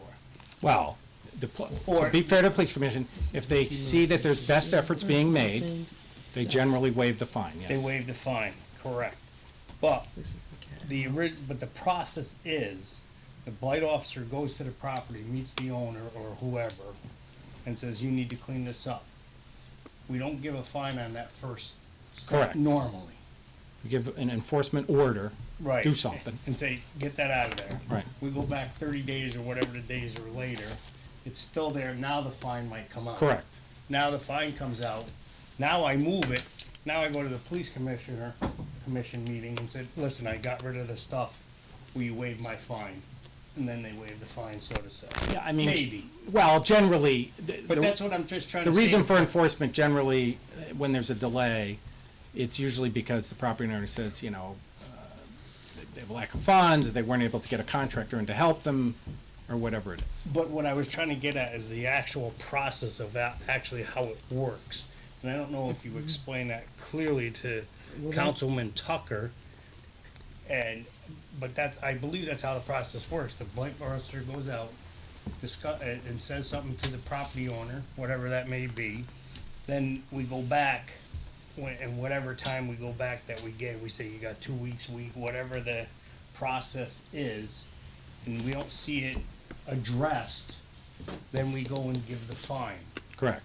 And it's generally a reactive process. We are reacting to a complaint, not proactive. Correct. So we Going don't out go and going ahead to of a time, region. right. Yes. So we would the flight officer would get the complaint from somebody inside the city. They would go look at the property, contact the owner of the property, say, here's what you need to do in 30 days or 60 days Right. or whatever. Come back in 30 days, 60 days. Oh, it hasn't been addressed. Here's whatever the fine may be. And just to be clear, the police commission enforces fines too. No, I get it. I mean, if you come back 120 days later and you say I cleaned it up and they said you had 30 days, I would understand that. So I was just trying to. I hear you. It just, to me, it sounds like a bunch of double talk. That's Well- what I'm being honest. It sounds like we're ineffective, like we don't enforce our policies, and then when we do, we excuse people for our lack of being able to stick Well, to the policy. I don't Like, think. I'm respectfully, Mitch, I hear what you're saying, and I heard clearly what his answer was, but I just don't agree with that approach, and I'm not sure that that meets the spirit of what that ordinance is there to do. And I just think that we're giving people excuses and outs, and we're not standing by the people of our community that are suffering in that situation. We're making excuses. That's what it feels like to me. That's it. Okay, moving on. Start committee is the finance committee. Well, I have to read the communication A first. Go ahead, I'm If sorry. you don't mind, there, Yeah, dear. it's been a long night. That's okay. Somewhere I have it here. Okay, communication A from the tax collector regarding overpayment refunds, for January 2023, which will be filed with tonight's minutes, Mr. Chairman. Thank you, Steve. Now we'll start with the committees, finance committee first. To the Honorable City Council of the City of West Haven, your Committee of Finance, to whom is referred the matter of the animal shelter donations. Reports that the committee met on the 23rd day of January 2023 to consider said matter. It is the unanimous opinion of the committee that the following motion be presented. Resolved, the West Haven Police Department has received the following donations totaling $4,721 for the animal shelter. Per Connecticut Statute 7-148C 3, A and B, and General Order 98-04, we are forwarding these donations for approval. The City Council of the City of West Haven hereby approves the animal shelter donations to be deposited to the animal shelter donations account number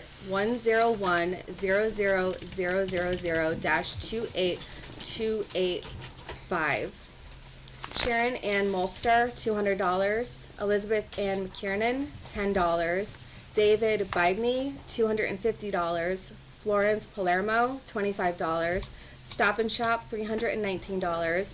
Barbara Brown, $10. Randall's, $2,040. West Haven Fire District, $75. West Haven Lodge of Elks, $1,644. First Congressional Church, $148. Would Councilman Bella read, do I hear a second? Second. Any discussion? All in favor? Aye. Any opposed? Any abstentions? Motion passes by majority. Unanimous. Unanimous. Unanimously, I'm sorry. You know, getting tired. It's one of those nights. You did. To the Honorable City Council of the City of West Haven, your Committee on Finance, to whom is referred the matter of Abdul Gadir, City Engineer, apply for the Community Development Block Grants. Reports that the committee met on the 23rd day of January 2023 to consider said matter. It is the unanimous opinion of the committee that the following motion be presented. Resolved, apply for West Haven Community Development Administration Block Grant Funds. Whereas the City of West Haven Community Development Administration has grant funds available for the 49th program year, July 1, 2023, through June 30th, 2024. FY 23-24 through the Community Development Block Grant Program of the U.S. Department of Housing and Urban Development of Housing and Urban Development. Whereas the engineering desire to apply for such funds. Now, therefore, be it resolved by the City Council of West Haven that Abdul Gadir, City Engineer, is hereby authorized to submit such application and to execute all contracts or amendments pertaining to any word thereof. Councilwoman Cabell just read the resolution of that. Do I hear a second? Any discussion? All in favor? Aye. Opposed? Abstentions? Passes unanimous. To the Honorable City Council of the City of West Haven, your Committee on Finance, to whom was referred the matter of Diane Dietman, Director of Youth and Family Services, apply for a Community Development Block Grants, reports that the committee met on the 23rd day of January 2023 to consider said matter. It is the unanimous opinion of the committee that the following motion be presented. Resolved, apply for West Haven Community Development Administration Block Grant Funds. Whereas the City of West Haven Community Development Administration has grant funds available for the 49th program year, July 1st, 2023 through June 30th, 2024, FY 23-24 through the Community Development Block Grant Program of the U.S. Department of Housing and Urban Development. Whereas the Department of Human Resources, Youth and Family Services desires to apply for such funds.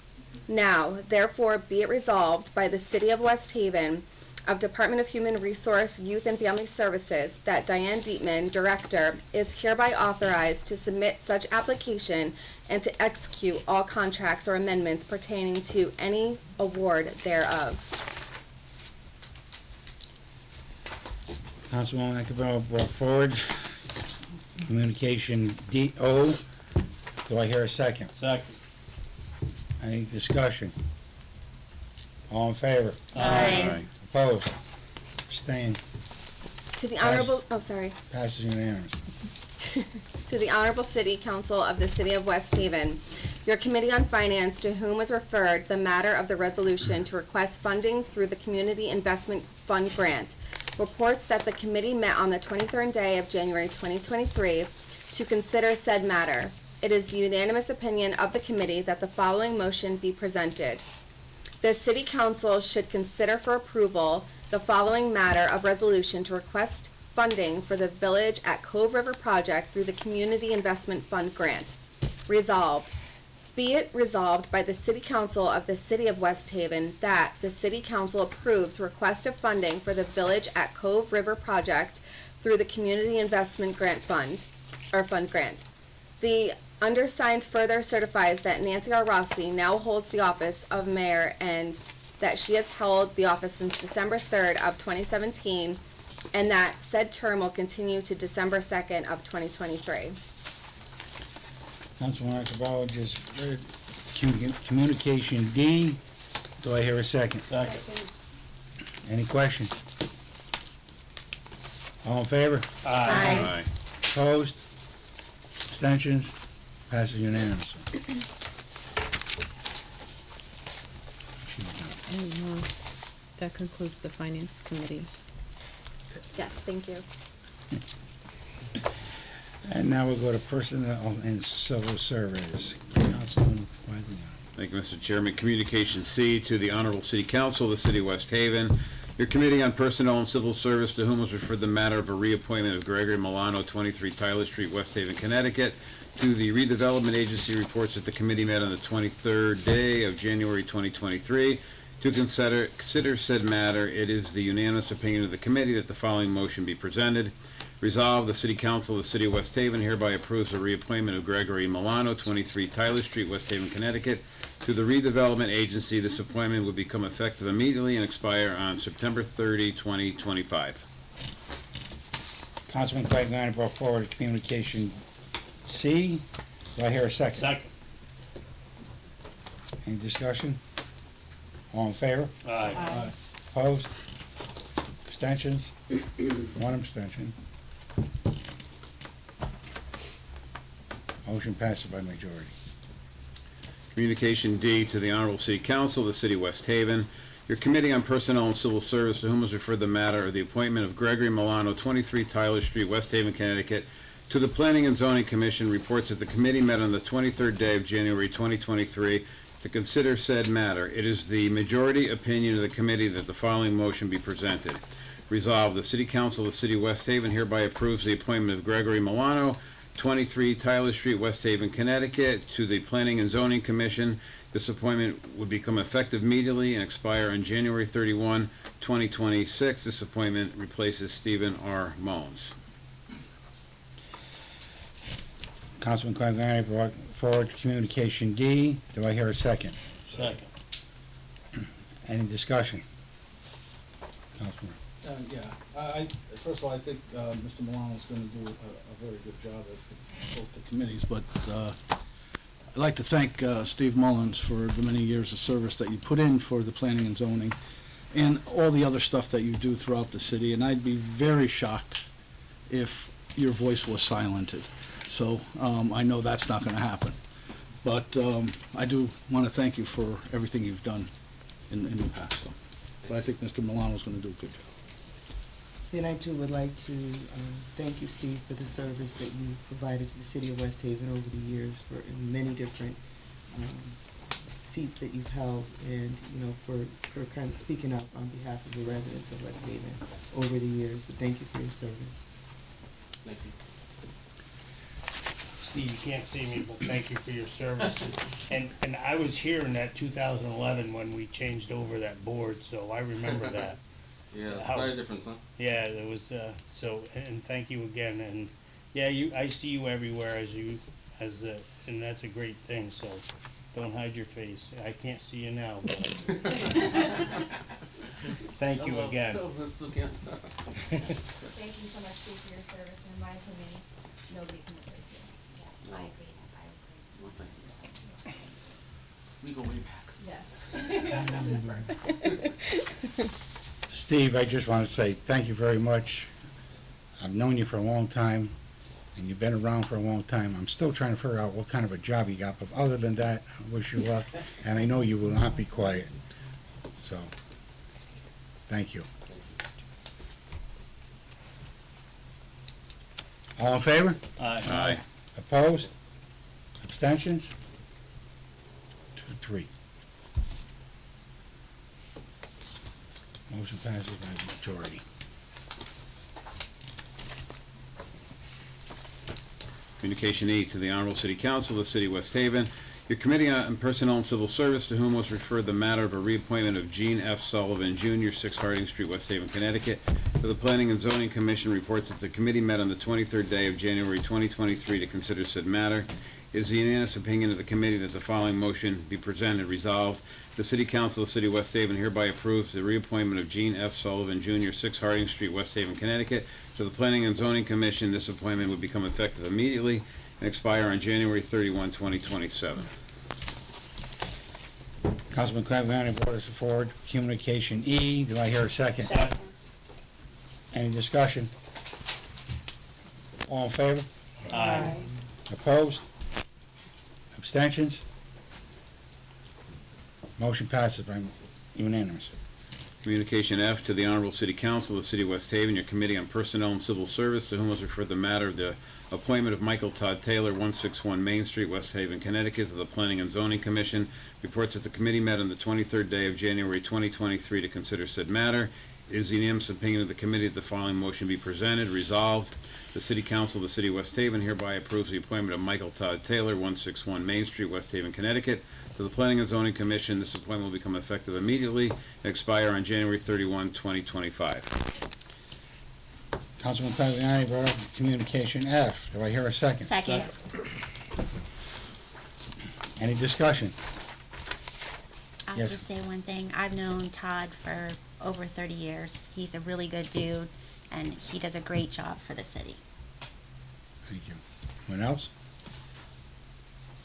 All in favor? Aye. Opposed? Abstentions? Motion passes by unanimous. Communication M to the Honorable City Council of the City of West Haven, your Committee on Personnel and Civil Service, to whom was referred the matter of a reappointment of Joseph Ficellio, 27 Eagle Place, West Haven, Connecticut, to the Planning and Zoning Panel of Alternates. Reports that the committee met on the 23rd day of January 2023 to consider said matter. It is unanimous opinion of the committee that the following motion be presented.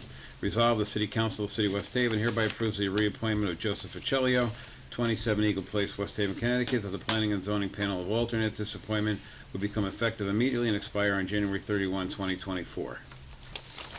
Councilman Tagliani brought forward a communication M from January 9, 2023, because of a little glitch. I hear a second. Second. Any discussion? Yes. I've known Joe for a while, and he's a really good guy, and he did a good job on the panel of alternates before, so I know he will continue to do a really good job. Anything else? All in favor? Aye. Any abstentions? Opposed? Passes unanimously. And now we're going to, And that, I'm gonna, that concludes our That concludes. personnel. So I'm just gonna sort of wing it for Councilman Bruno on our, and if Lee wouldn't mind. Lee, I'm just gonna wing this one, okay, on the next one, for this, Sandy Point. Communication H. All right. And this is on behalf of Councilman Bruno for the legislative matters. To the Honorable City Council of the City of West Haven, your Committee on Legislative Matters, to whom was referred the matter of the Sandy Point Bird Sanctuary proposed hunting and trapping ordinance, reports that the committee met on the 23rd day of January to consider said matter. It is the unanimous opinion of the committee that the following motion be presented. Resolved that the committee has made a motion to authorize the Corporation Counsel Lee Tiernan to send a letter to DEEP asking for resources to make a resolution to make a ban on hunting and trapping at the Sandy Point Bird Sanctuary and Bradley Point Beach. It's fine with me. I thought you wanted the letter to come from your chair. yeah, he's gonna do it, I'll sign it. Okay, Yeah, so I don't for- think it, So for the letter to be drafted by Lee Tiernan to come from the chair. right. Exactly. Letter to be drafted for the chair's review and For the approval. chair's review. Okay, Second. good. Any discussion? All in favor? Aye. Opposed? Abstentions? Motion passes unanimously. And I'm just assuming that that communication in itself will be held until right? The Yeah. actual communication, okay, gotcha. Okay. I know Okay, what you mean. You know what I mean. So I'll do the draft, so it'll Okay, be yeah, fun. It'll be fun. Thank you. And that concludes the legislative matters. Thank you. Okay, we got the public lands. Thank you, Chairman. We have before us Communication G to the Honorable City Council of the City of West Haven, your Committee on Public Lands, to whom was referred the matter of the potential sale, lease, or transfer of 25 Herman Street. Reports that the committee met on that's supposed to be 23rd day of January 2023 to consider said matter. It is the majority opinion of the committee that the following motion be presented. Whereas the City Council should consider for approval the following matter of the Public Lands Committee. Sale of 25 Herman Street to Brian Banning under the terms outlined to the City Council, whereas Brian Banning offers, that's supposed to be $10,000, to purchase said property. Property is sold as is. Buyer should conduct all proper due diligence concerning any and all water, sewer issues, electric and gas hookup, proper zoning, flood zone, and any and all potential environmental issues. Resolved, be it resolved to the City Council of the City of West Haven that Nancy R. Rossi, Mayor of the City of West Haven, has the approval of the City Council, subject to review by the Corporation Council to allow the sale of the property known as 25 Herman Street to Brian Banning for the purchase price of $10,000. Councilman Donovan brought forward communication G on the public lands. Do I hear a second? Second. Any discussion? Johnstone. I understand it's one less thing we gotta worry about. I understand money's money. But to Councilman Quagliani's point earlier, okay, it's the one bid we got. I think we should put it out again. It's not a bad thing to own property if there's really not much maintenance on it. I feel like we've had a fire sale of city properties for pennies on the dollar in recent years. I think we should put it back out because just because it's not worth a lot to one individual, in my opinion, doesn't mean it's not worth a lot to another. So I will be voting no on this, but that is just my 2 cents on the matter. Thank you, Chairman. I agree with Councilman Johnstone. Sorry, it's late and I don't do well after 10.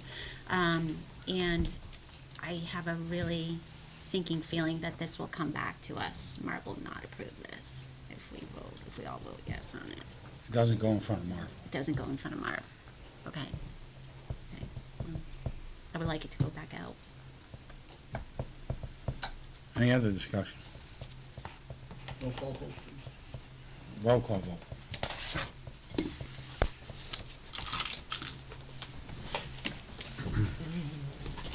Councilman Gary Donovan, Yes. Councilwoman Colleen O'Connor, Yes. Councilman Ronald Quagliani, No. Hosky's absent. Councilwoman Melly Garthwaite, No. Councilwoman Sarah Akbarali, No. Councilman Mitchell Galignano, Yes. Councilwoman Robin Watt Hamilton, Yes. Councilwoman Catherine Tucker, Yes. Victor's absent. Councilman Robert Bruno, No. Councilman Stephen Johnstone, No. and Chairman Peter Massaro. Yes. We will have 6 yeses and 5 noes. It does not pass. Okay. It goes out to rebid. Motion doesn't pass. Well, Wait, actually, under your it rules, does. it doesn't go up to rebid. Right. Because under your rules, we have to have some interest in the property first. So I guess you could change your rule, suspend the rules and say, put it out to rebid. Like, I'll if make a I- motion to can suspend the we- rules. Before, if you don't mind the motion, can we maybe suggest that Mr. Banning, or does it have to go out to rebid, since he was the only one that bid originally, could we suggest maybe him coming back with a Counteroffer? a You can only counteroffer? do that if you suspended your rules, which you didn't. So now you voted it down, you rejected his bid. So if you want to suspend your rules, you don't have to wait for somebody to express an interest.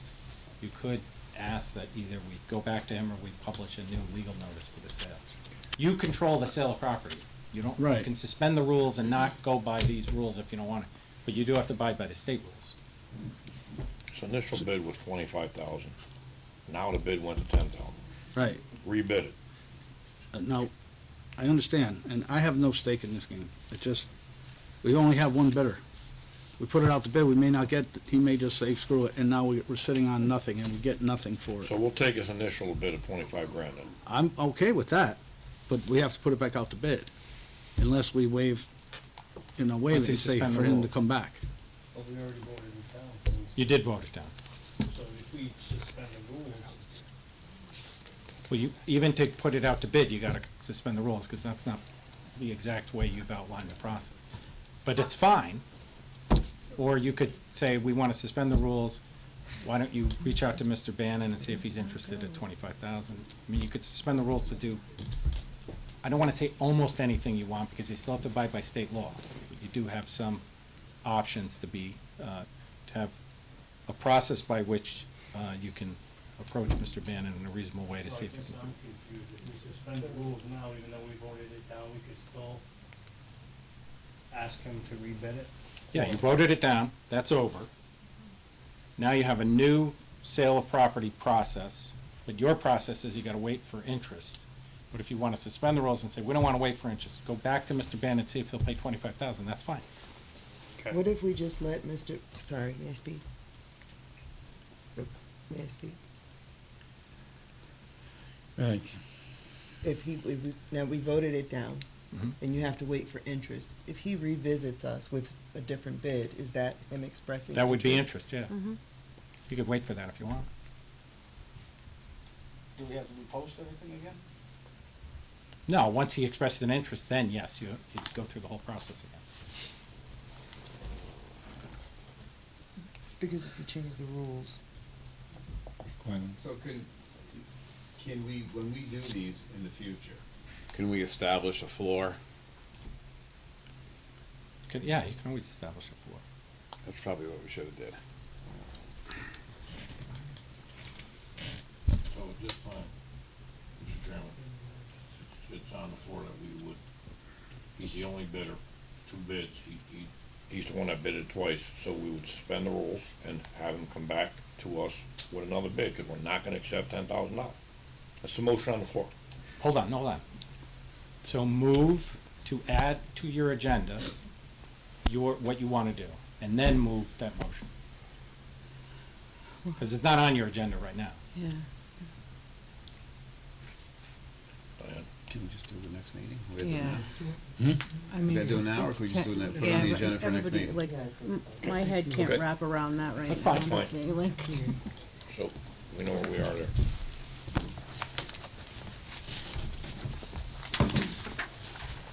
So that is a what, motion denied? Is that a motion denied? Motion denied? Fail. Okay. Fail. So fail, it stays in committee, doesn't it? No, No, it it came out to came- the whole it came out council, of- you're right, I'm right, sorry, it that's came a out to the whole motion. council. Didn't Right. have, yeah, it needed separate votes. Gotcha. Adoption of ordinances previous presented? None? None. Just a, council liaison reports? Yes, Mr. Chairman. Go ahead. Yeah, I have one, a quick one. The West Haven Police Department has, got a new canine. His name is Jax, J-A-X. He's a beautiful, fully black-colored German Shepherd. He's 10 months old. He's Officer Jarowski's handler. I'm sorry, Officer Jarowski's the handler on that canine. You said it right.